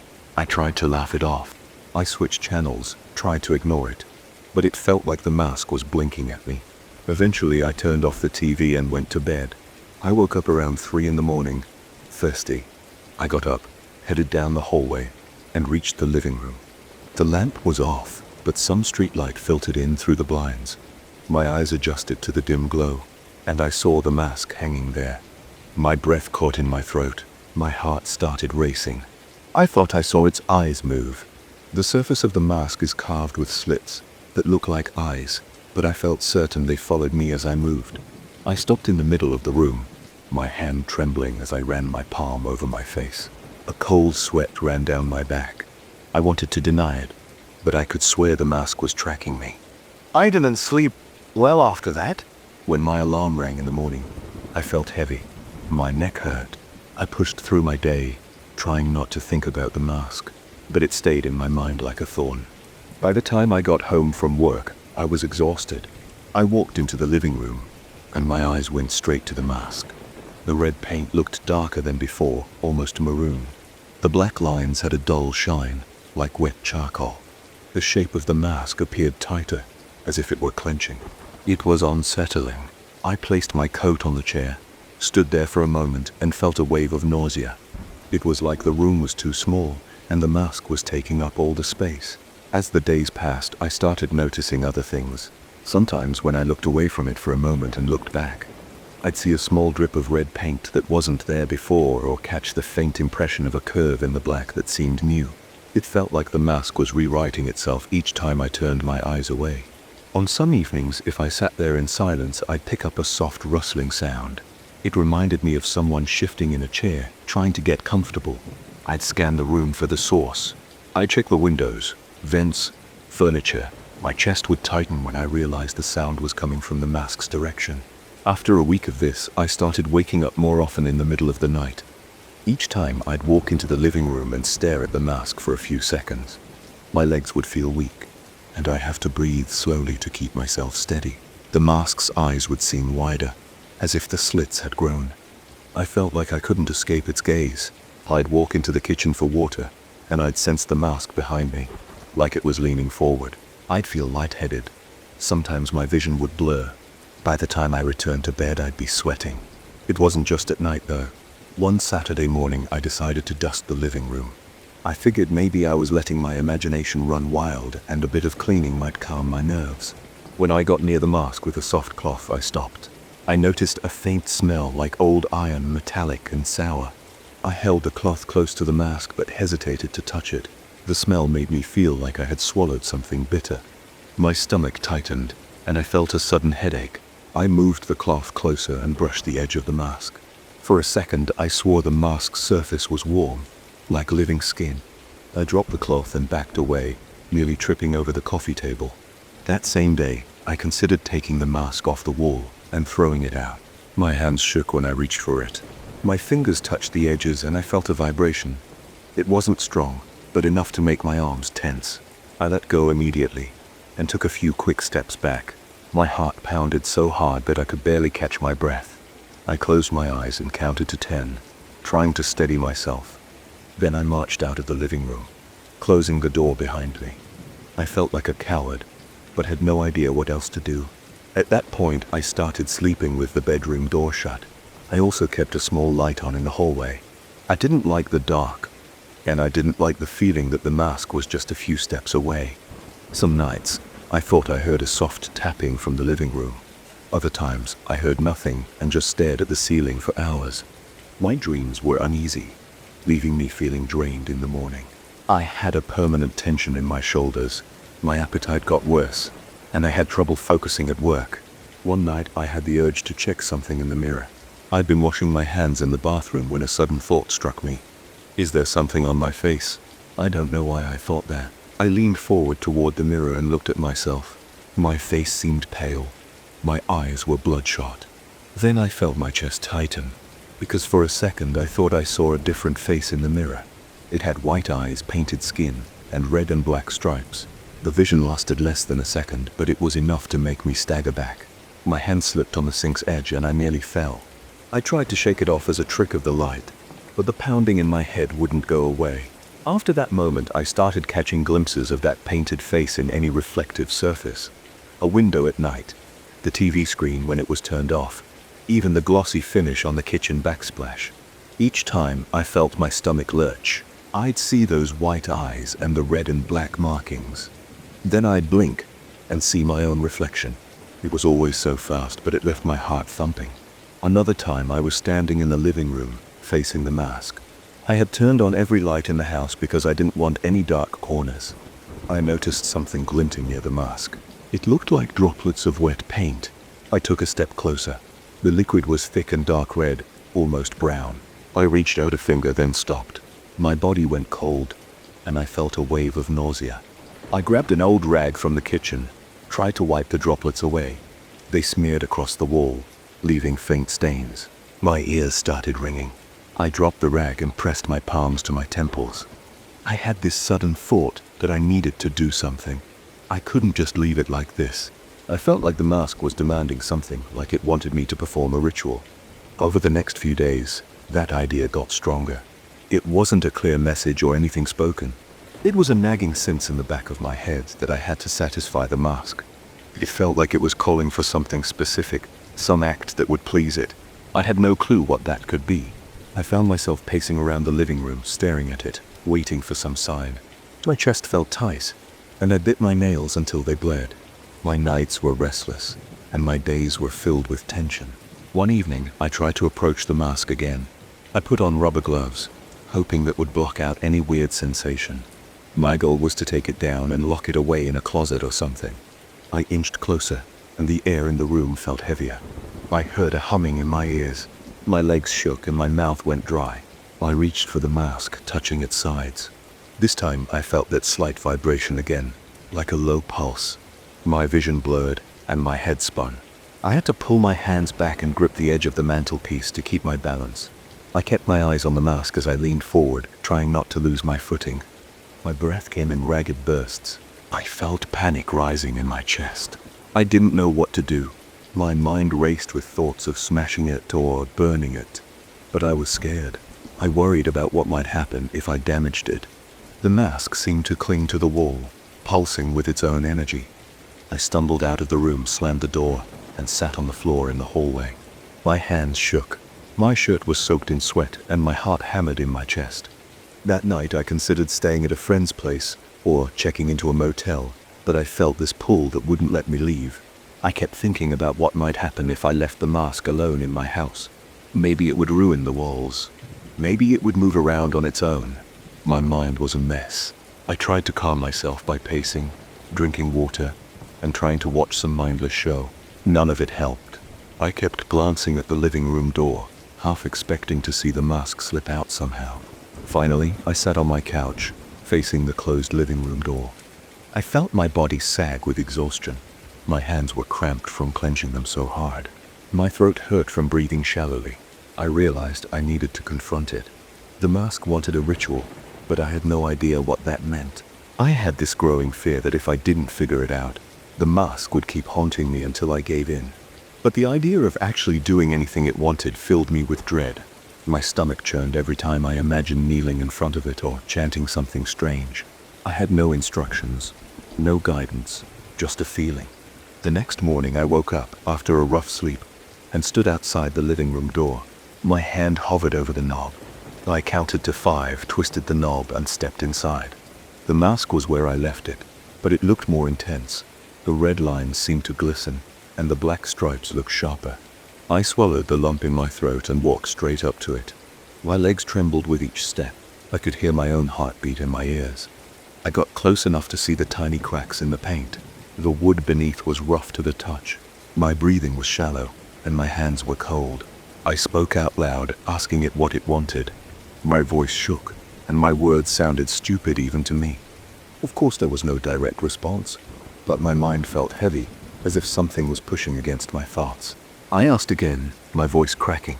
A jolt of panic spread through me. I felt dizzy and a cold sweat broke out on my forehead. My gut told me that I was about to do something irreversible, but I had no idea what. The mask stared back at me with those slits, and I thought I saw a faint twitch near the corners. My scalp prickled, and my knees threatened to buckle. I'm still in that moment now, trying to decide what to do next. The mask is on the wall behind me as I write this. I can feel its presence like a weight on my back. My mouth feels dry, and my fingers feel numb. I keep glancing over my shoulder, expecting it to change position or move. It hasn't yet, but I feel like it could at any second. The walls of this apartment feel tight, and the air feels stale. I don't know what the mask wants, and I'm scared to find out. My only plan is to stay in control of myself and not let it push me into something I'll regret. But every night I sense its gaze on me, demanding something more. I can't deny that it feels alive, and I can't deny that it's fixated on me. I wish I had left it at that antiques fair, but I didn't. Now I'm stuck with it. I'm writing this to keep myself calm, but the tension won't go away. I have no idea how this will end. For now, all I can do is stare at the mask and wait.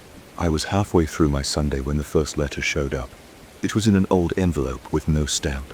My name was on the front, written in shaky pencil marks that looked like they were done under a dim light. A chill ran down my spine before I even opened it. There was a dusty smell clinging to the paper, as if it had been stored in a forgotten box. Inside there was just one word, repeated over and over in erratic handwriting. Come. I didn't know what it meant. I set the letter on my kitchen counter. My heart felt tight, but I tried to shrug it off. It could have been a prank or some weird marketing stunt. The letter didn't mention a location, a time, or anything else. It just said, come. I tried not to think about it. I went to work the next day, pretending everything was normal. But then I got home and found another letter slipped under my front door. Same style, same dusty smell, same single word, come. It made my stomach tense. I looked around my hallway, nobody was there. No footprints, no sign of who delivered it. I locked my door and stood there for a while, staring at the envelope in my hand. My palms got damp. I didn't like how my mind raced with questions I couldn't answer. Still, I tossed the letter in a drawer and tried to distract myself with dinner. The next morning I found a third letter stuck in my mailbox. Again, no postage, no return address. Just come. This time, the letters were bigger, like someone was more desperate to get my attention. I felt my chest tighten. I went inside and checked my phone for calls or messages from unknown numbers. Nothing. I sat on my couch flipping through channels, but I couldn't focus. I kept looking at my front door, expecting more letters to appear out of nowhere. By the end of the week, I'd received 5 letters. They all looked the same: old envelopes, faded paper, that dusty smell, and the single word, come. I started double-checking my windows and doors every night. It felt like someone was watching me. My skin would prickle whenever I heard any noise outside, like a branch tapping against the window or a car passing by. I jumped at small sounds. I wasn't sleeping well. I'd wake up sweating at odd hours, thinking I heard rustling near my door. But every time I checked, it was silent. On the 6th day, I felt drawn to do something about it. I don't know how to explain it without sounding crazy. The letters didn't have a place or a time, but somehow I got this idea in my head that I needed to go to the old train station on the outskirts of town. I had no memory of that station. I'd never been there, but I knew it had been decommissioned decades ago. I'd driven past it once, noticing the boarded-up windows and signs warning people to stay out. But that morning I woke up with a clear sense that the letters were urging me there. I had a shaky feeling in my gut, but I also felt like ignoring it wasn't an option anymore. So I drove out of town and headed for the train station. I parked near a rusted fence. It was around noon, but the sky looked dull. There was an overcast that made everything feel lifeless. I got out of my car feeling an uneasy tingle in my neck. The station building was gray and covered in graffiti. Broken windows dotted the upper floors, and loose boards creaked as the wind blew. I stepped over some debris, moving around the side of the building, looking for a way in or a clue about who was sending me those letters. I found a gap in the fence and slipped through. On the other side, there was an old loading area with cracked concrete and puddles of stagnant water. A strange smell hung in the air, like mold mixed with old oil. My heart thumped. I walked carefully, avoiding broken glass. I noticed that a large cargo door was slightly open. There was a faint light coming from inside. It looked like a weak fluorescent bulb or a small flashlight. I peeked in, expecting to see someone, but nobody was there. I stepped inside and saw a single rocking chair in the center of the floor. It was pointed at me under a flickering overhead light. The space was mostly empty. Some rusted machinery stood against the wall, and there were a few crates stacked in a corner. Dust swirled around me. I heard the rocking chair squeak. At first, I thought someone was sitting there, but it was empty. The chair moved a little like it had just been pushed. My chest went tight. I felt sweat prickling my forehead. I looked around, waiting for a person to step out of the shadows. Nothing happened. I stood there for a minute, unsure of what to do next. The squeak of the rocking chair made the hairs on my arms stand up. I felt the urge to say something, but no words came. Eventually, I walked closer to the chair. It was old, made of worn wood with chipped paint around the arms. The seat was dusty, and I saw faint scuff marks on the floor like it had been moved back and forth. I didn't see any letters there. No notes. No hints. After a while, I decided this was pointless.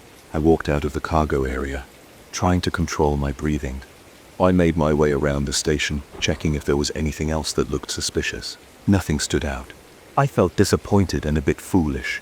I had driven all the way out here, hoping for answers, and found nothing but an abandoned rocking chair under a flickering light. I went back to my car, looking over my shoulder every few steps. My skin felt cold and clammy. I drove home telling myself I needed to forget about the letters, but I couldn't shake off the feeling that I had just scratched the surface of something I didn't understand. Over the next few days, more letters arrived under my door. They were different now. They mentioned us and our memories, but they still didn't tell me who was sending them or why. The envelopes looked older, more brittle. The handwriting was more frantic, like the writer was desperate. The smell was the same musty odor I had noticed before. I tried to throw them away, but I kept retrieving them from the trash, hoping to see a detail I might have missed. Late one night, I heard a soft thud at my door. My heart pounded. I got up from the couch and opened the door fast, expecting to catch the delivery person, but no one was there. I looked down and saw another envelope. My hands trembled. I tore it open in the hallway. The note inside said, "We are waiting." It was the same shaky script as before. I felt a knot in my throat. I wanted to yell into the empty hallway, demand that whoever was doing this show themselves, but I just stood there, my ears ringing. I went back inside and locked the door. My apartment felt smaller.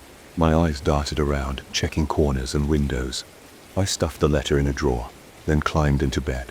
I couldn't sleep. I stared at the ceiling, listening to every creak of the building. Eventually I dozed off, but I had anxious dreams. I kept seeing that rocking chair under the flickering light. The next day I called in sick to work. I didn't want to go anywhere or talk to anyone. I felt paranoid. I kept checking the hallway through the peephole. Around noon I realized I couldn't just stay locked up. I needed to do something. Part of me thought about calling the police, but what would I say? I had a bunch of creepy letters telling me to come, plus a weird feeling about an abandoned station. There wasn't any direct threat. Nobody had broken in or physically harmed me. It sounded like something they'd dismiss as a prank. I grabbed my jacket and left the apartment. I needed to get some fresh air, maybe clear my head. I walked around my neighborhood looking at people's faces, wondering if one of them was my anonymous messenger. I couldn't relax. My gut twisted whenever I saw someone glance at me. It could have been an innocent look, but I read everything as suspicious. That evening, I returned home and found a new envelope. This time, the letters inside referred to the place where we meet. It instructed me to go back to the old station's loading area, adding a specific time, midnight. That was the first time I saw an actual time mentioned. My pulse pounded. I thought about ignoring it, but a strong pull inside me wouldn't let me.